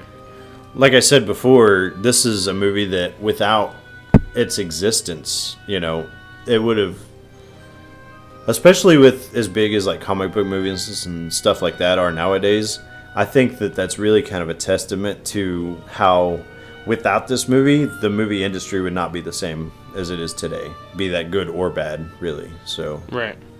Yeah. But age-wise, I don't think it's aged that well. I think that it looks very much like a product of its time, but you know, it was 1989. What are you going to do? So. I have a funny feeling though, because a good friend of ours and frequent listener wants to talk about Back to the Future. Yes. With us someday, and we're going to do that, you know, in the next couple months probably. And I have a funny feeling a lot of that's not going to hold up very well either. Well, it's funny that you say that because... Let's not talk about Back to the Future. I'm just saying, yeah, as a comparison. Like older movies, like the effects just don't hold up. Well, there's a certain amount of truth to that. I think that Back to the Future kind of alleviated that to a certain degree, though, because the whole movie, the movie itself is focused on what year it takes place in is like a major plot point of the movie. And so that being the case, that movie doesn't have to age well, I guess, is kind of my opinion on it. But I mean, I watched Back to the Future recently, and I think it's aged way better than this, but we can talk about that later. But yeah. I'm wrong, I guess. Well, we'll have to see, you know. I don't know what your opinion is going to be, but overall, I love Batman, and I like Michael Keaton a lot. And Tim Burton for all the stuff that he's done lately. Like, back in this era was, man, like, the guy could do no wrong, you know, so. You know, I've never done any research on this. Yeah. But I've always been curious. I wonder if Birdman is almost like a real telling of Michael Keaton's experience after Batman. I think that was part of the casting, at least. But yeah, I could see that. And especially considering that up until he had done Birdman, his like career had really slowed down quite a bit. It's had kind of new life breathed into it lately. Since Birdman. Yeah, since Birdman. But yeah, I think that I don't think that was coincidence at all. So, but I could see that most definitely. But that was a weird ass movie. I could have laughed, man. I watched Birdman and I was like, I don't know how I feel about that. But I'm sure we'll talk about it in 17 years or whatever. But something like that. Yep. Do you have any idea what we're watching next week, Mike? No clue. Oh, you're in for a treat, sir. It is the 1998 Matthew Broderick vehicle Godzilla. Godzilla. Yeah. Tell me you've seen that one.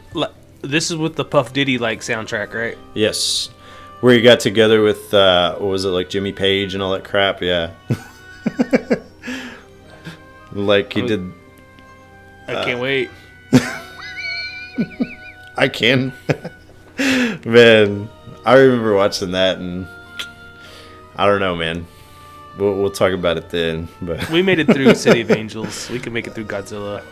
Standing on our heads, like this is nothing. You know, we'll be fine.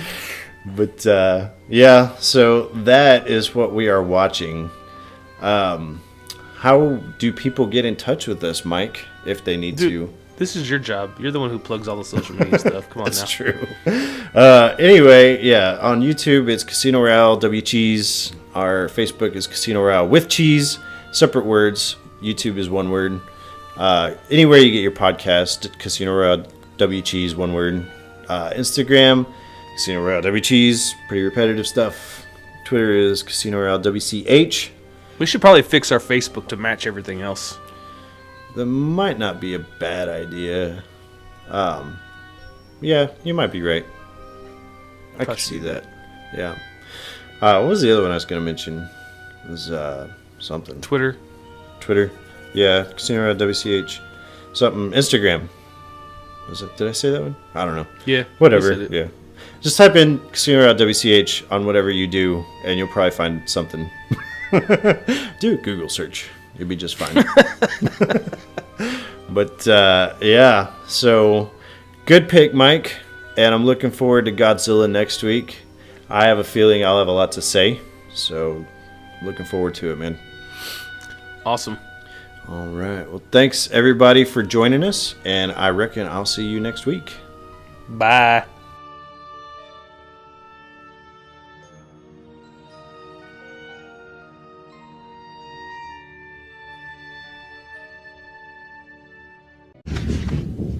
I'll be back.